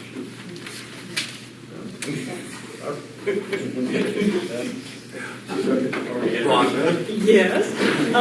Hi, Rhonda. Yes, do you guys want me to go ahead and open up a Google Apps account for you, or how do you want me to proceed or not proceed, or anything similar to that nature? You've already opened up an account for me. No, actually, that's to my website. I haven't opened up an official county website or done anything with it. I wanted to make I sure. received an email and you said, I opened up an account for you. Well, it's in those are my, I opened up an account for Indiana Proud, where you can actually go ahead and play with a lot of the programs. Well, I haven't done anything official. I'm waiting for approval from you guys. I did. I had my wife come in and fix the computer back about 15 times, trying to play it. Okay. But do you want me to set up a Google account for you guys in the county and go ahead and set up the hierarchy and all of that kind of stuff? What I'd like to do is to go ahead in there and do all the stuff that is open to the public and set up accounts and the calendars and all of that kind of stuff. And then when you guys are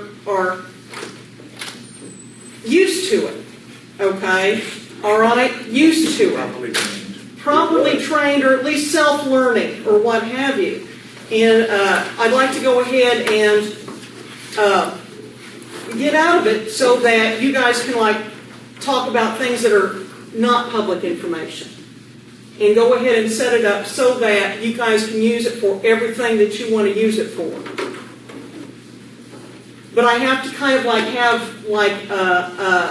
go for it, Rhonda, in an open meeting, because this is something where, it can be, I don't want to just set it up And then, I go into the department, I go talk to Shirley and say, what do you want? Well, what do you mean, Rhonda? I need to go ahead and be able to pass by what I've got or what I can do by the lawyers and all of that kind of stuff. This is like an intense thing, okay? Do you want me to do that? I'm okay with it. It's worth the, it's worth looking into. The little mini seminar that I sat in, it's really a neat system. Problem is, I'm not computer oriented enough to really get there and. That's what we got John D. Oh, is that why you do? He's the man. He's who I go to. But it looks like it could be very beneficial for us. But Sitting here from my seat, and I look at that as we look at an ever-evolving board of commissioners, is, who from time to time is going to be in charge? Because I agree with David. I mean, I think primarily it's a meeting calendar. Right. That's the function that I saw. As far as there's probably other things, but and it's my understanding. I want to be clear about this for everyone. This isn't Rhonda Green trying to get in charge of the county's Google Apps website calendar. This is Rhonda Green just trying to offering her time to set it up so that we can take it over and run it ourselves, because it requires coordination among different entities within local government, and that requires a lot of communication, and you're actually kind of just offering up your services to do this and then turn it over to them. You're not wanting any No. control. Yeah, well, the less control, the more time that I have in my personal life. And, and the thing of it is, I can set it up so that it interlinks with everybody else in the community whenever that gets set up.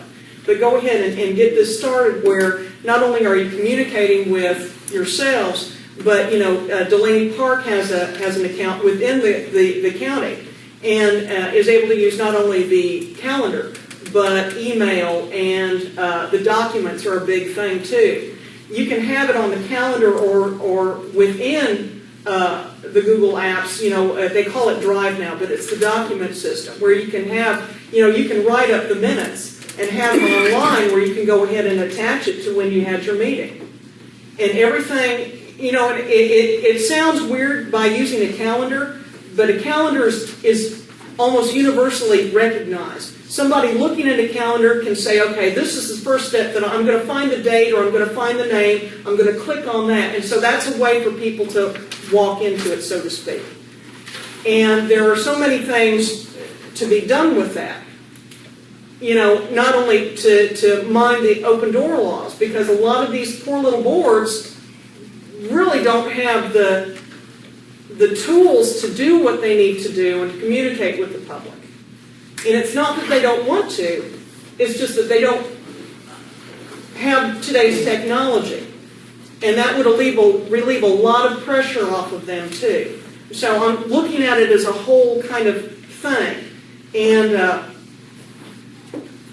if it's all right with you, I'll go ahead and set it up on the Google Apps and actually get you an account and set up the hierarchy, and then maybe just show Tom and Mark, okay? And then, if there's anything legal about it, look at you, smile. It's just one more, Mark Clark for the council. Oh. Is that what you're talking about? Yeah. Well, that's one more thing to look at, but it can actually relieve a lot of pressure off of you too. I mean, honestly. If you just like with land use planning, didn't have the meeting, had to reschedule, okay? I'm sure it took a gargantuan effort from David's point of view, talking to everybody, making sure everything was, done. When in fact, if it had been on the calendar where everybody could see it, not only could you maybe, not, because, David's on the council. He knew it. He knew the meeting was rescheduled. It's hard to, if you have so many things in your life going on, it's a lot easier to see it on a calendar when it's overlapping something else, and then have access to an asset manager where you can see, well, we can go ahead and meet in the government building or we can meet in the Salem City Hall and have that right there. if not on your computer, on your phone, or anything similar of that nature. Tie it all together. And, you know, just the only thing that I see that might be a problem is that when it's so easy to go ahead and communicate with the community, we need to like put red flags on this and say, don't put anything that is not for public eyes up on the calendar or whatever. So that's the only thing that I see. You see what I'm saying? Okay. And we can get everybody up to snuff and have it in order.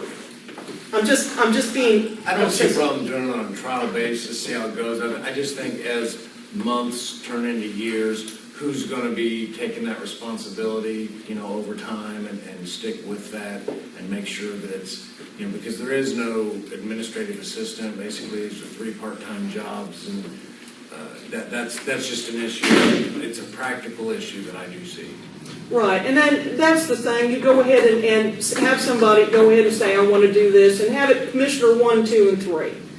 And have their email not be their personal email, but go ahead and have like a regular Commissioner of First District or something similar to that nature. Keep everything that is county business on the county website. You know, get it organized so that people know that they're talking to the Commissioner, not just David Brown.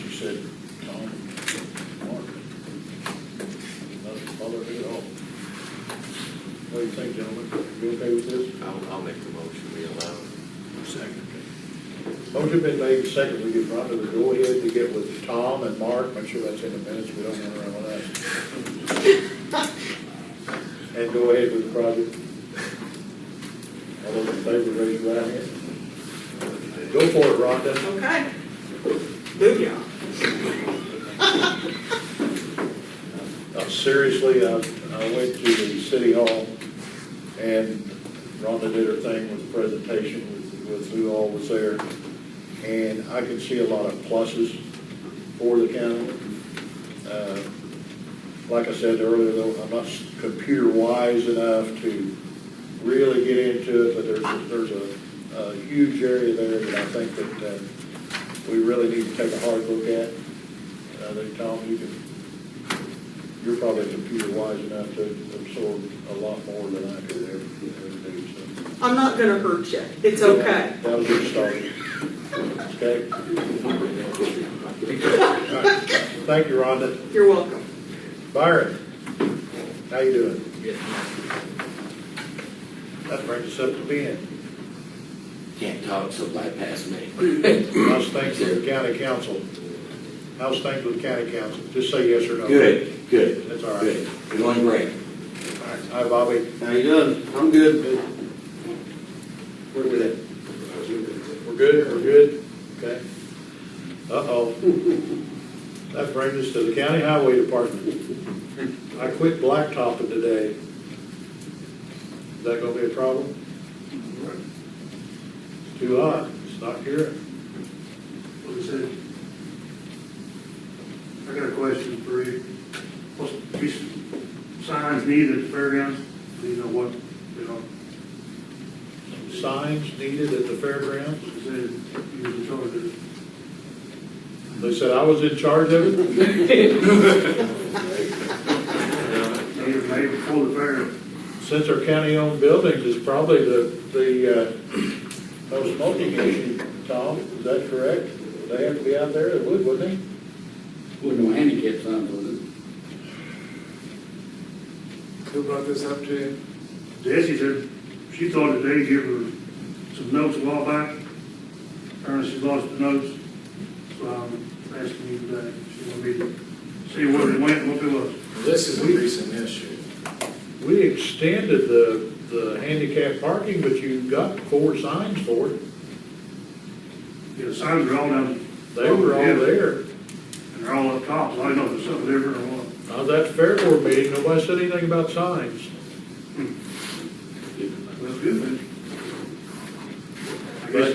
But bringing up the signs though, because of what was discussed earlier about the no smoking, those will have to be out there too.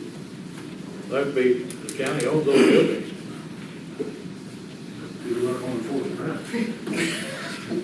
Yeah, it'll have to be done.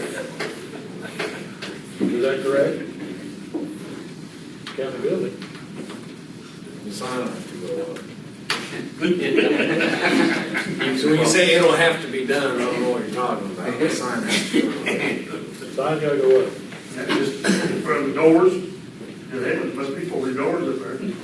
Probably more than that. You gotta make a lot of signs. I didn't even think about the fairgrounds. It's a big. We need to apply for a grant. No To kidding. buy signs. We gotta pass a law. So that's hard for signs.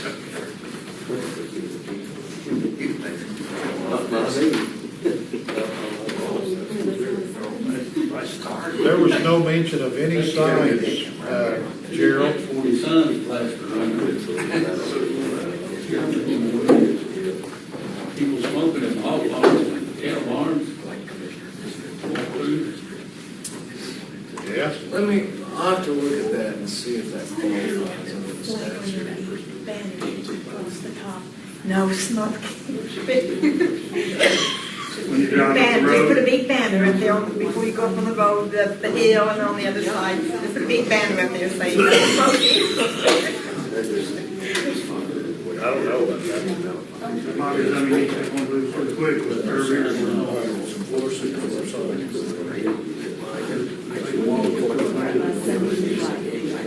We might end up bags out of window stickers or something. For everyone's information, the fairgrounds are looking real good so far. Gerald's done a good job down there in that valley. The fair board was, and the people were very tickled with it. There is 2 big sycamore tree stumps. We're gonna do that after the fair. What else you got? Good to see Rick. Good to be seen.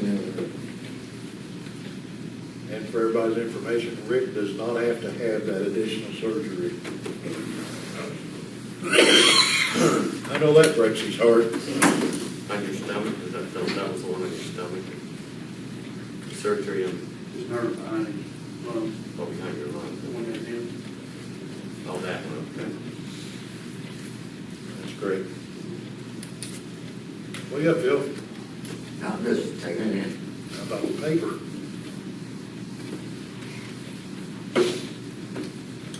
Oh, Yeah, I'm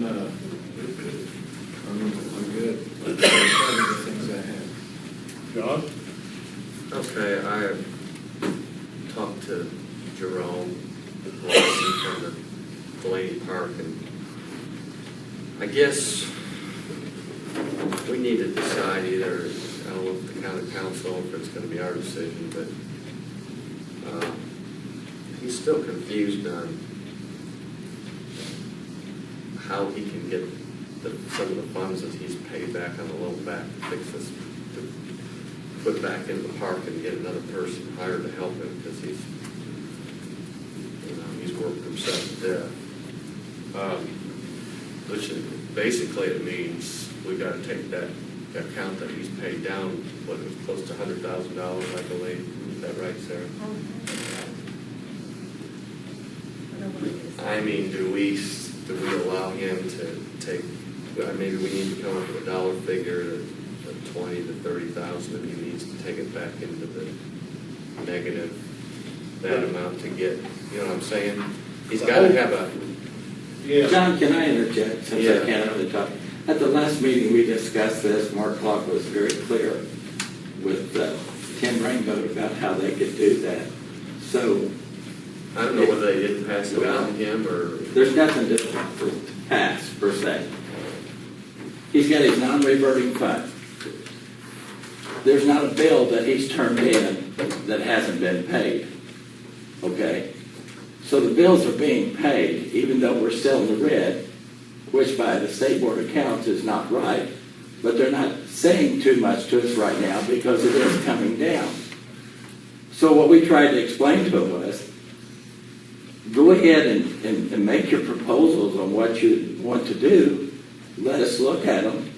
and we say, you know, do it or not do it. And that count will just fluctuate, okay? It'll either run a little more in the red or a little less. So it's just going to move back and forth with whatever they want to do. And maybe we need to sit down and talk more in depth with them about how that works.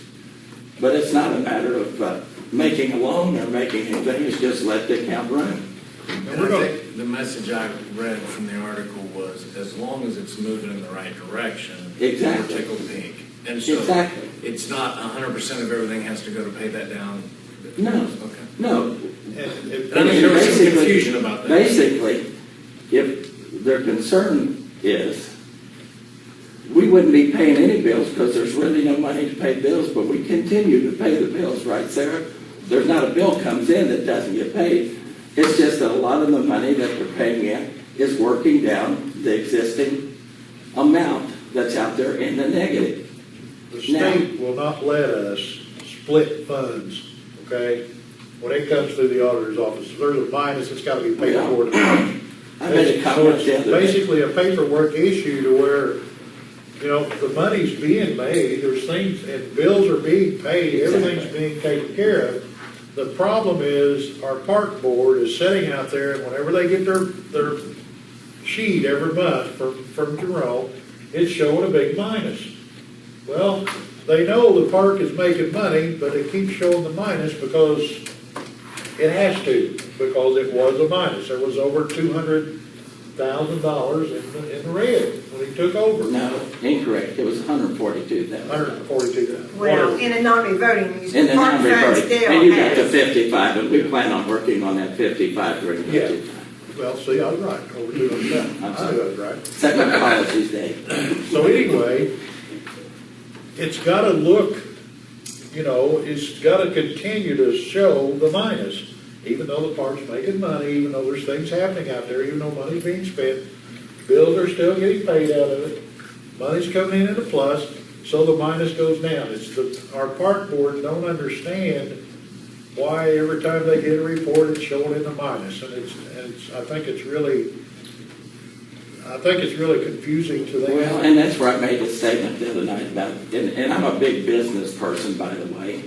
I don't like government a little bit because I like the way businesses work, but I know that the government can't work that way because their money's coming from a taxpayer. They're not, when I say their money, government is set up to keep us civil, so to speak.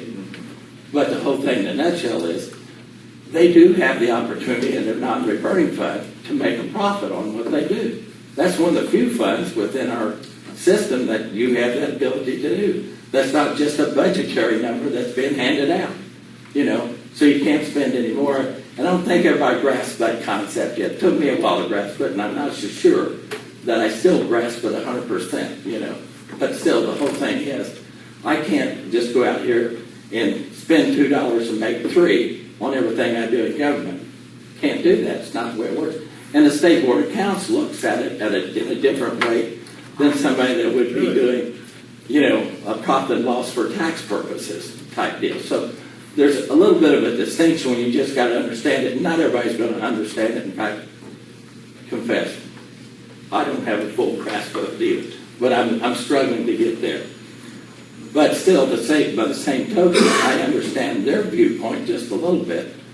They're making money and they can't retain that. They're all business people and they're used to retaining it. And it's just hard to think, oh man, I'm paying some other guy's debt. Well, if I bought an ongoing concern, you know, and I bought the receivables and the payables, and there just happened to be debt, I'd be paying that debt too, by the way. That's part of being a businessman. Don't where you're at, what you're doing. But anyway, I think we need maybe Mark, yourself, I, or somebody go to a meeting and just try to give them as best the explanation as we can give. I don't know how to get around that. I'm going tonight, but I don't. Well, I probably won't go tonight. I'm swearing me down right Just, now. I just know that they've got I was down there the other night. I tell you what, the place was crowded. There was people there. It was, I might say the spirit was a good spirit amongst the people that was there too. The restaurant, the food was good. I mean, I was just impressed with what they're doing down there. But I think we just have to overcome this hurdle of you against me or me against you. We're not against anybody. I mean, we're just hoping that they be successful, and they are being successful. Those guys have put in a lot. And we was talking about the money that, you have a $90,000 line item for, and I say payroll, I guess it's your discretion, but see if he's looking at that other person, John, to hire. Where are we at on that 90,000? I mean, I know what his pay is. What's being paid out of that 90,000? Is there room in that 90,000 budget? And I don't know. I don't think that. And it may be full now, No. so, I don't know if that's So- there or not. So if he needs another person, what does he need to do now? I mean, Well, I think they need to understand too, the park is still relying on part of the county's funding to continue to go, because I'm getting a message from some board members that, hey, we could be self-sufficient, because that was the message that the council sent. Well, yeah, That was then you the pull the message that the commissioners $90,000 sent. funding. Well, The ultimate they do goal not want us of to pull that Delaney $90,000 is to funding. I say become that. self-sufficient. Okay, that's our ultimate goal. Yeah, And a lot of them feel that, well, if you get this debt off our heads, and this is the response I got back, yeah. you get this debt off of us and we'll be self-sufficient. And then I came back and said, no, you're not. Because if we take the debt off your head, that means that we'll take that off, but we're also gonna pull the 90,000 Yeah. off. Then where you gonna be? You're not there yet. They're on their way. They are on their way. They are on their way. They're on their way to becoming a self-sufficient park, but they're not there yet, okay? And I think that message needs to get conveyed too, a little stronger. 'Cause Well, I think we have to open our minds up to be a little more understanding. Because once we make up our mind and we're blank to being receptive to the discussion, it don't go too far. Jerome's doing a fantastic job out there. I mean, it's, that part. But you made a runs comment better a while than ago, two. he's putting in a lot of time. Yeah, and And that certainly needs to. and I'm not so sure that he don't need more help out there. Yeah, certainly needs. I don't know where they're even at on the computer system that we tried to set in to help him on time. I'll find that out. Maybe they'll have it in, I don't know. Did we ever get any claims against the Yeah. edit? Okay, so it's probably done. So hopefully that's done. No, we haven't thought of that. There is some things that we're trying to help him with to cut some of his time back. Well, they've added camping spots, they've added things that brings more money in. Yeah, They're doing some tremendous things down there. But see, even in doing that, those are still getting paid for as we go along. Sure. That's getting taken care of. sure. So I think it's more of an understanding deal than it's anything else. But, And the board, and they need to look at it, if Jerome's requesting additional help, they need to look at it. If he needs it, he needs it. It's just for the summer, Sure. well, see, what I'm It's not saying, all year. they have the ability to add help that will make money. They have that ability to act as a business, per se. They do. They have that. If you invest in this person, that person runs the risk of making you more money I to would help venture cut to that say, reverting fund. the Couldn't park, be against that. I would venture to say the park is self-sufficient enough right now, they could probably add help for the summer and actually pay for it. Now, they're still gonna show a minus, Yes. but I would say that probably that minus would still come down some. That's my point. And I think as Ability to long make as the money. state board, as long as that's coming down, I don't think the state board. And I think that's what Mark tried to state the other night. I think that was his whole intent, was trying to get that message across. I don't know whether they need a written procedure or something in writing to give the board to say, this is what, this is. Well, how I think we you do just it. have to look at it from a legal standpoint. What can we legally do that would be acceptable to both the Department of Local Government Finance and the State Board of Accounts? How do we handle that? They're going to kind of dictate what we do and how we do it. That's They're their just gonna- job. State yeah. Board of Accounts is just gonna do audit, that's all Yeah. they do, and then they're gonna report the audit. And all they look at is the bottom line, and when they see it's in the red, all they're gonna do is just say that the fund is in the red, And they're gonna write you up. and they're gonna write me up. Just you and your Very not the used council. to that. She's I've been been rolled rolled up up for every year, so. And you haven't taken it personal? That was my goal before I left this office, is to not have a fund in the red and not get rolled up because the fund is in the red. I've got 2 years to work on it. Within 2 years, we'll get it out of the red. Yeah, you're talking about hiring help down there. Is that considered seasonal, therefore you don't pay benefits or anything? I would think it would be, it'll be the board's discretion when they recommend to us, but I would suggest that to them whenever they do come. I think it would be seasonal, Yeah, there's no benefit. no benefits. That's a big savings right there. Big, a huge savings. These insurance guys will kill us. For no comment, that's all my comment. That was a long no comment. One other thing, there was a letter in the editor about that cemetery. Actually, that lady had emailed me too. But you remember that, what cemetery was that? I had not heard of that cemetery. What cemetery? Was it Thompson? Thompson? I don't know. I had not heard of this cemetery. I wasn't familiar with She it. was said upset she- about, Yeah. not being maintained, but someone explained, I know we had $30,000 budget for cemeteries. And who actually does the mowing and all that? I mean, Well, Richard Dixon does the mowing of the cemeteries. He gets attention, you know. okay. And that's where that funding goes to pay His salary. his salary and If we take him a while to get around the mother, like 130 of them. yeah. More than Yeah. that. There's a lot. Yeah, more than My that. question is, what cemetery is somebody throwing a fit about? It's in Is the this a letter. cemetery that's been neglected completely? Is that what we're talking It's about? about mowing grass. I don't know, I can't remember. Well, I mean, I can look it up. It was it's in the letter, what, last Tuesday?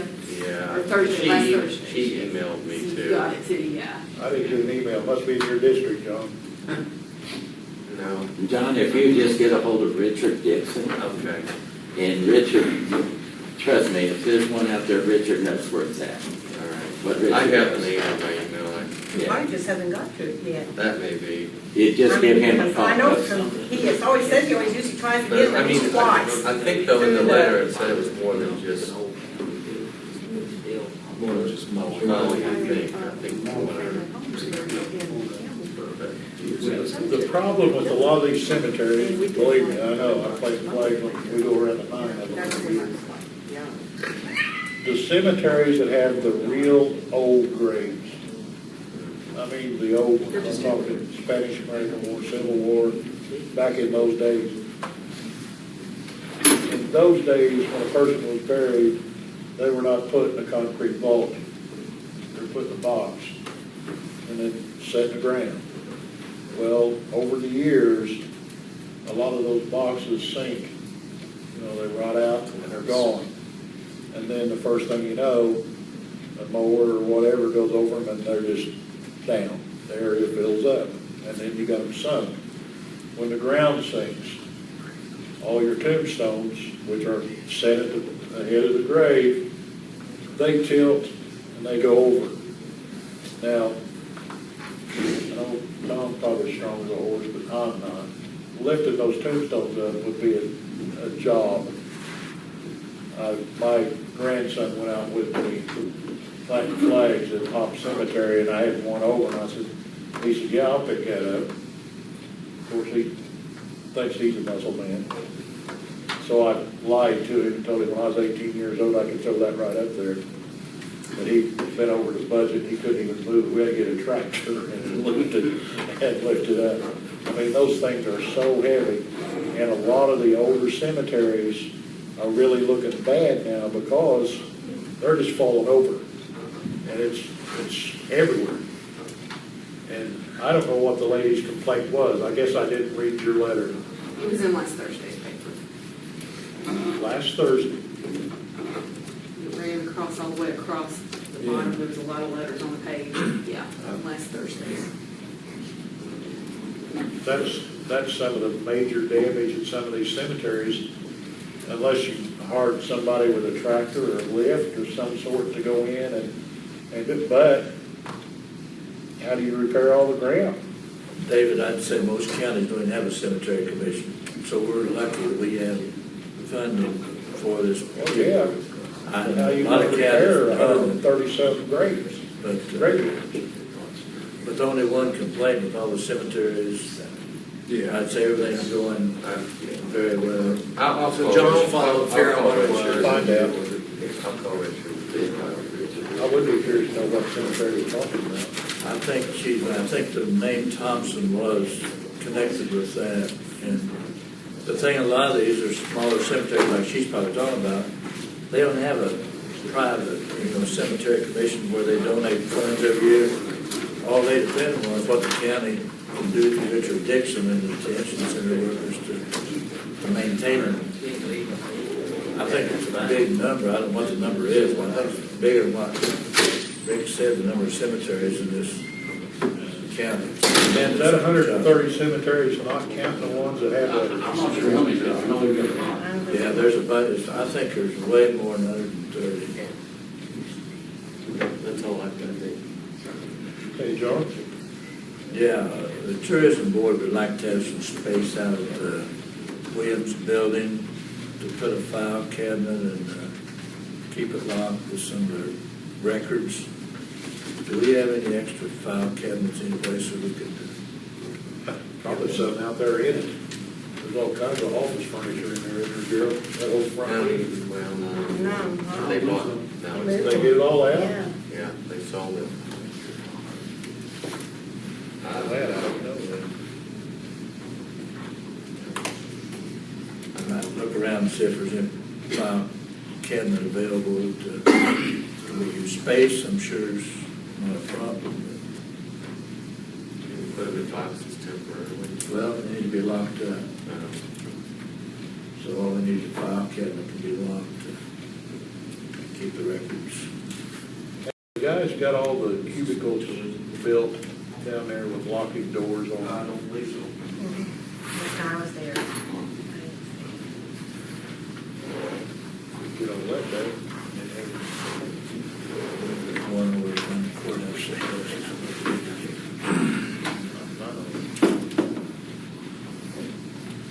Maybe buy an option or something. Check with Tony, after you need to check with Tony around there. You know, you may have one down there in the basement. Ben, before you leave, we need to talk, I'll be at your next meeting, be my time to be there, how we're going to repay the overpayment to Medicare that was done to hospitals, the county responsible for. If you remember, it started out as a deficit of about $1.2 million. Yes, yes, in fact, that's up at the auditor's office history.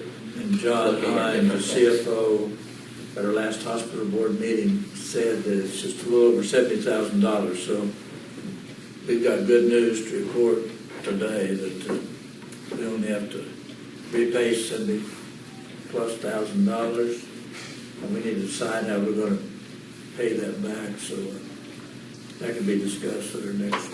At the council meeting? Yeah, went up to the auditor's office. I got an email, and I went up just to check what would be available, what we might do. I've seen some recommendations and stuff already, so we've already got a little thought on how that might work. So We need to get paid back as soon as possible, I feel, because St. Vincent has put in millions of dollars in that hospital to keep the doors open for us. So well, and here's where you guys need to give some thought to it. The funds available out there, and I've got Michelle right now, in fact, she may have it done already, taking a look at our riverboat funds, what's allocated against those, what's coming in, what has come in, where we're at on those, our edit funds, where they're at on actually what we've got exposure against those already. So basically, it come down to making a decision if we want to incrementally do that out of one of those funds. Because those are your two ones right now that... if we can, I feel we should pay it off as soon as possible. Well, basically what we'd be looking at then. We got over $900,000 in the riverboat money. I know. Well, John, let me back up with that. When you say you got 900,000, you've got 500 set aside to pay for the right of way. You got another 500,000 in there slated for paving. Right. 500,000 is $1 million. You've got 900,000 in there. You've got money coming in still. You know, we've only received on riverboat funds this year, and I may be off a few dollars here, but I believe yesterday we've only received less than 200,000, isn't it, Sarah? Yeah. About two.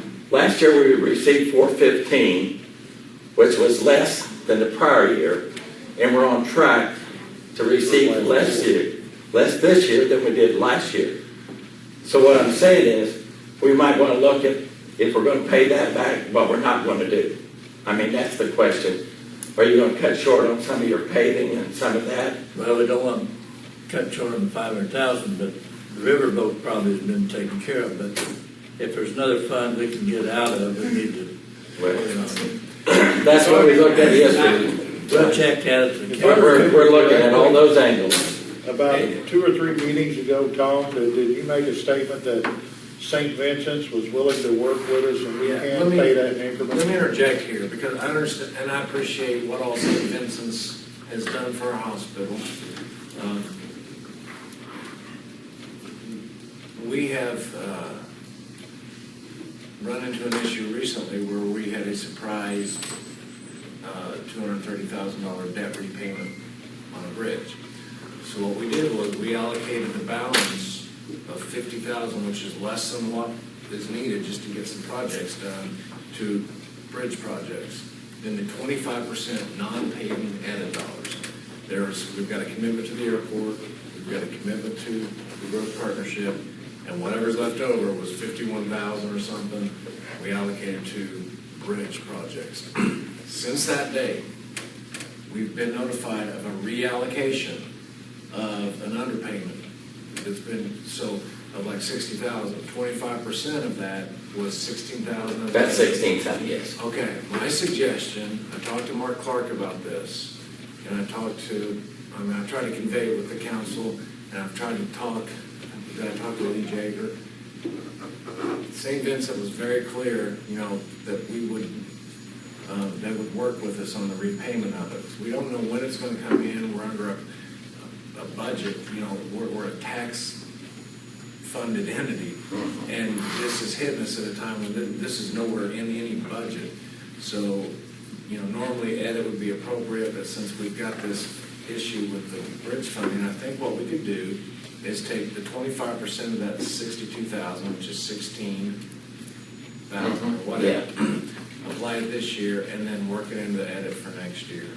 But one of the things we done at our last meeting, council meeting, there was 16,000 we set aside for that 25%, and then there was another number, and I can't remember, and I think it may have been more than 62 altogether. I hate to put too many numbers around here, but I think it was 16 and 50 or 60 that went into that bridge deal, and then they come back, and before the meeting was over, it was decided to go ahead and put that additional 16 into the bridge deal.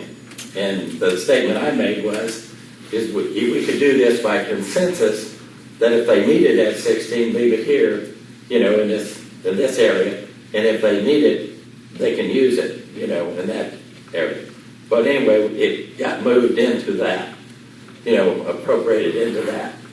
So it was, I don't want to use the term fast and furious, but it was one of those deals where paving was taking issue, but what you're going to have to look at is you got bills to pay, we got bills to pay, and what are we going to pay it out of, and what's going to suffer when we pay these bills. And yes, if we can incrementally do it, and I respect what John said about St. Vincent, said if we could pay it all at one time, but if they're willing to work with us, and we could do it incrementally, but you got to keep about this riverboat fund. You don't know what you're going to get out of that riverboat fund. Just because we budgeted this number doesn't mean that's what we're going to get, So we know what we got existing right now. We also know what we got allocated against it, okay? And some of that money is not, we know the $500,000 the state's going to ask for it someday for this land acquisition. We know that. And they're going to want their money when they ask. We know that we set $5,000 or $500,000 aside for paving, but you haven't used all that yet. you know. So what I'm saying is you guys need to kind of take a look at, you know, the money's there, and we will work with you guys on how we want to do this, I think is the main thrust of the thing. If we want to pay the whole thing, then we got to make a decision, what we're going to pay the whole thing out of. If we can, we need to. They've been good. Well, and this is what I'm saying, we're the decision makers. We just decide where it comes from. You know, you guys say to us, hey, we don't mind you doing this, we do that. The other side of it is, if we talk to St. Vincent's and it's of a benefit to the community at large to do it incrementally, maybe we just do it incrementally and appreciate the fact that they worked with us. They insinuated they're willing to do that, but also they insinuated that if we could, it'd be good to get it paid off too for their benefit. Well, that's why I said that's true of you guys, and us, we're going to decide, you know, how we do that. So, but we got to know that if we take this money from here to pay that, that's not used where you thought it was going to be used. And you got your, like I say, Michelle's doing a complete rundown right now of what we got as far as ed funds existing. And of course, ed funds is a little different because we're projecting it so much a month from the state. And we got a little windfall here not too long ago we're talking about now, which was unforeseen, which was a real boom. But like I say, it's just a matter of us deciding which method we want to use and what we're going to pay it out of. Ben, I feel that there'll be some riverboat money left at the end of the year because the $500,000 for paving and the $480,000 for the land acquisition, we've got the rest of the year to draw from Harrison County's I know. riverboat money. But what I'm saying, John, is we know physically right now what we have in the bank. We know physically what we have applied to it. The one unknown we don't have is what they will give to us the rest of the year. Well, If we do an assumption, the assumption is it's going to be less than last year, okay? And not that there's not going to be some money. You need some money left over at the end of the year to go into the first 6 months of the next year. so how much did we get in 2011? 2011 was $415,000. 415 and 407,000. So we got Year before that was 455,000 Huh? probably left to get the rest of the year. Tell you what I do, in order to cut this meeting a little short, Michelle will send you guys a copy. And I think she's pretty well close with having that done. Sarah, I can check with her myself. But she's doing kind of a spreadsheet type deal of what we got, where we're at, where it's at. So instead of us sitting here talking about semantics about what we got, what we're going to have left, if we look at this, we have a good idea. There's only a couple assumptions to be made at the tail end, and that is, what will they send us? They may not send us a dime. I don't know. Now, if I look at where they're at right now, they're $200,000 and we're into the 6th month of the year. Probably going to be a little under $400,000 or $20,000, $30,000 less than last year if I was doing an assumption, being analytic about it and looking at where they're at this date. Heck, everybody might run to the boat this last half of the year and gamble their lives away and we get a big got money. I don't know. I don't really. I doubt it. But anyway, what I'm saying is, when we make decisions, we need to make them off of every fact that we have available to us at the time we make it. And not just start saying, we have this or we're going to have that left, because that don't always work. What works is not where we're at. If we get the money by the end of the year, we should try to. Well, I'm in agreement. Like I say, we just got to decide where there's going to be some financial hurt. This man sitting over here is probably going to want some more money at the end of the year for health issues, you know. So Sarah's looking at that. Like I say, we had a little discussion yesterday. It wasn't a real good one. She didn't offer me any cake or cookies or anything, but she did offer me good advice, I thought. But besides that, was kind of looking at trying to see where we're at for budget time as far as what's left outstanding out there on a lot of different long-term debt type deals, Williams buildings, those kind of things. Just see where we're at, what our needs are going to be for the future. And like I say, we're trying to do it off of the best, the best information we have available to us when we make Rainy that day decision. fund dried up. Yes. Do what? Yes, Rainy day? That's what I've seen. Oh, that's history. yes. That's in a drought phase. right? And by the way, that's on Michelle's report also, Too bad. the amount of money that's there and what it's gonna be spent for, or what it's allocated to, so it pretty well has your bases covered on where your money's at, so. With that said, Speaking of which, David Moore told me that the second, July second. town's gonna be a little bit higher in the river. See, Yeah, 21 cents. Yeah, because they're not accepting some of our in-kind hourly, whatever we had, some of the equipment for what it's worth hourly, they didn't accept, so. Well, I think there'll still be enough to pay it. I mean, there's, it's, Unless it gets really outrageous, because I Well, think. well, I got it's the, a bunch of money.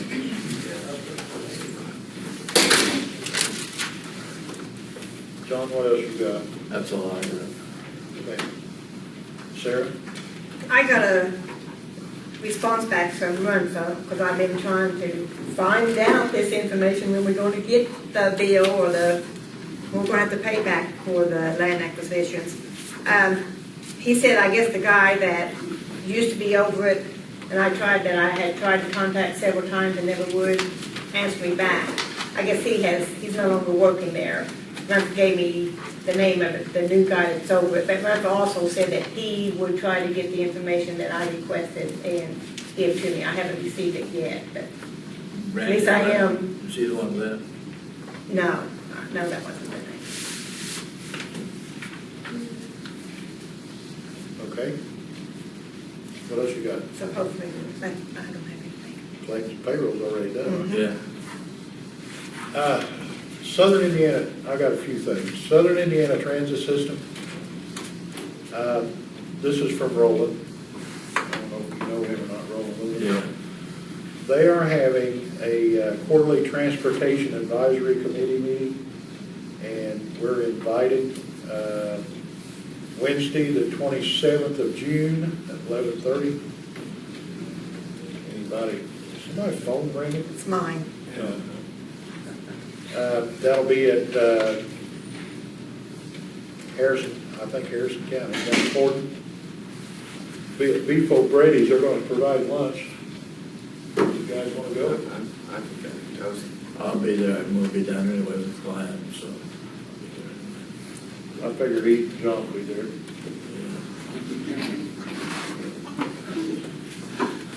Okay. I paid for some of the lunches, so they can pay me. John's going to be going to that. Also, RSVP that. No. No. I guess they just pay for them, not to show up. Okay. Oh, yes, it is, right there. Email this for RSVP for the meeting, right yeah. there. Yeah. You want to email that for John?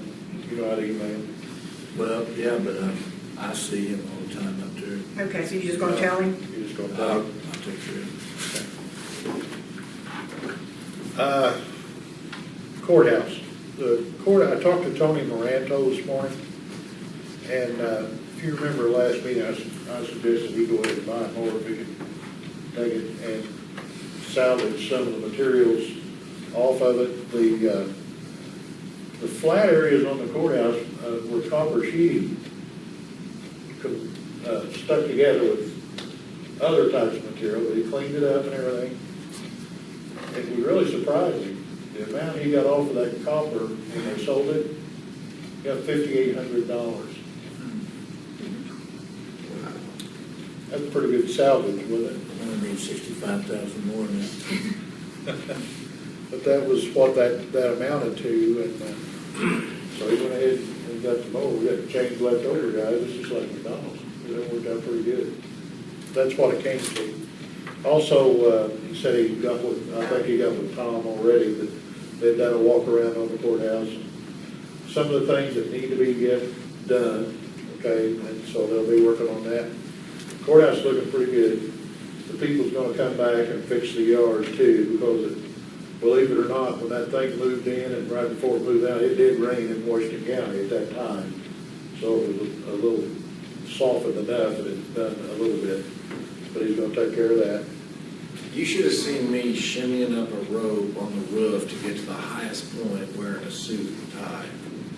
That's Stand there while the wind's blowing, watching We all trouble, walk along the edge saying, now look down here, now I want you to look at this. I'm like, I'll just take your word for it. Rhonda should have been there with her movie camera on that one. I'll tell you what, We could have made some I was money trying on to play it that. as cool as possible. My stomach was getting a little queasy. I was just trying not to look out anywhere.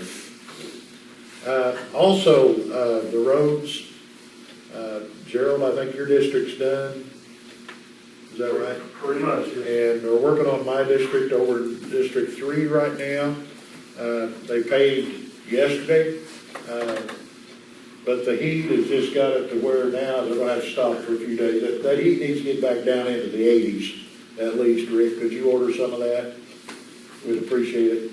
But this 90 and 94 degrees and everything, it's just not pure and staying in Tucson. It just won't work, so they're gonna have to stop it for this week anyway. I got to thank you to the commissioners in our district.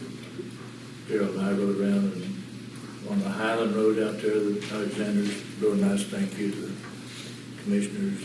Thank them for that, and also the two blokes for other. Also, The whole section, Truewood Road. Which section? Yeah, I'm good. They asked me about that. Good. so they're, over in my district now, they are gonna quit this week, but we do have some other things that we're looking at, some new ideas.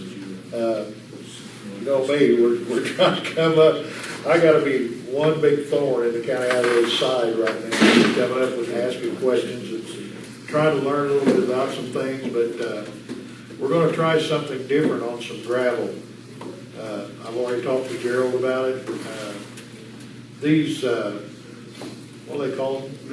Millings off the state highway department, you know, whenever they come in and they mill roads with all this tar and stuff.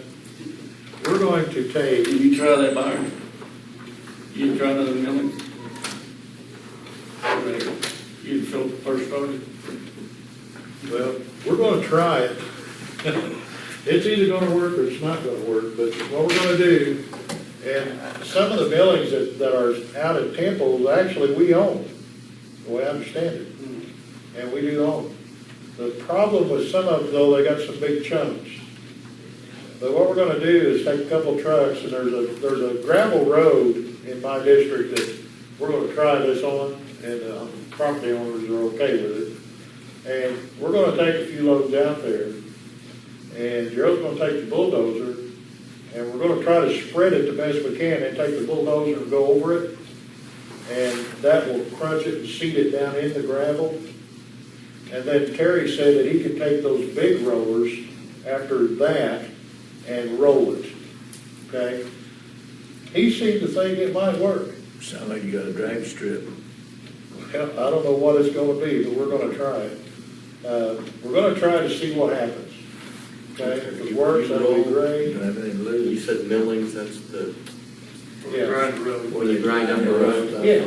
And then when he Gonna go rolls the top over of the that, gravel. We're gonna take the dozer, cause it'll crunch in big chunks. right, And we're gonna run it up and down it. right. And then Terry's gonna come with this big roller to mash it down in. Do you not have to have oil? We don't think so. So, we're gonna see. I mean, to me, you know, we all realize the expense of county roads. You know, we're looking at $58,000 to $60,000 a mile. With 790 miles, we cannot afford just to go out and blacktop whenever we want to, just do whatever it is.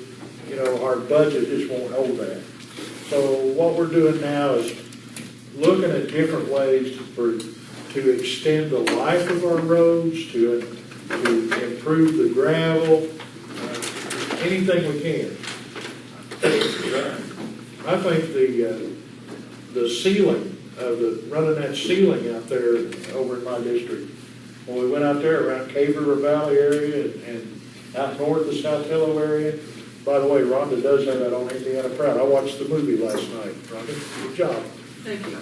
And it was, Gerald, you were even in the movie. I've seen that. Yeah. Eye candy. Leaving man. But the county, the roads that are cracked, what we see is usually a rain, and then if you go right after a rain and the roads are dry, but you look and there's a wet strip in the crack about 8 inches wide, it just follows that crack. Well, that's water seeping in, seeping in that. Well, the wintertime, that water gets down in there, it freezes, it actually will expand and raise that blacktop. Of course, you know what happens when snow plows and stuff go through and choke it and everything else.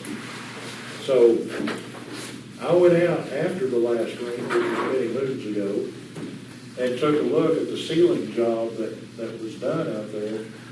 And anywhere it wasn't, you could see the wide wet strip. Where the sealing was, there was absolutely none.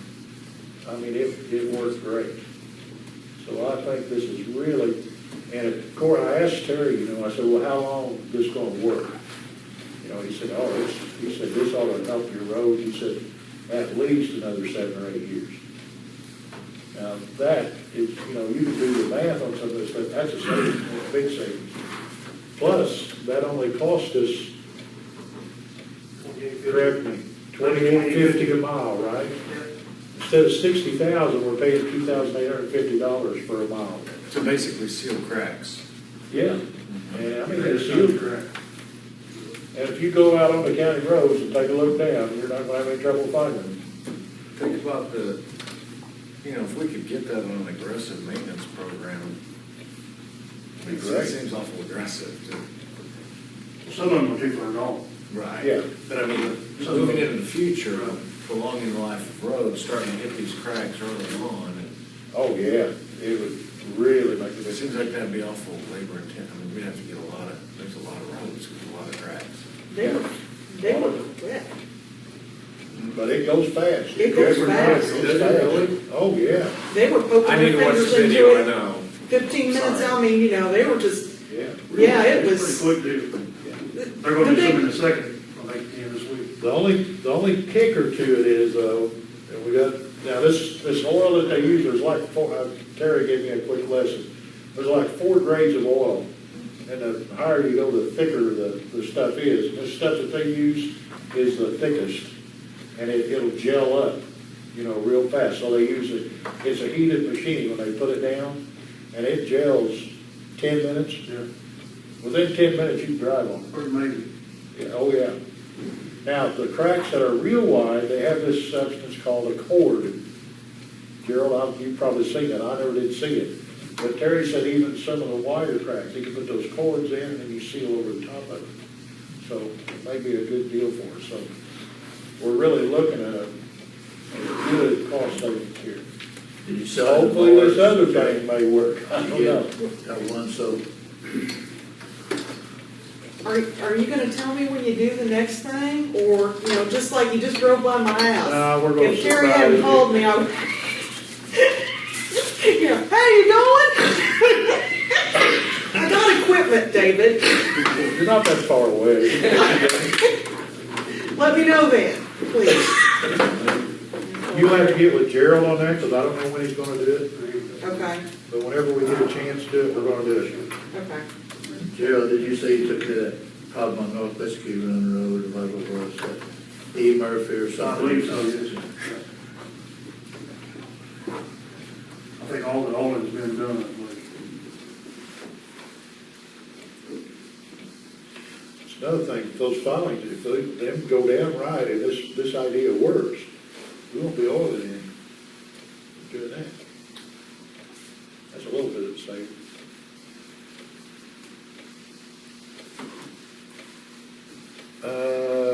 That's all I have.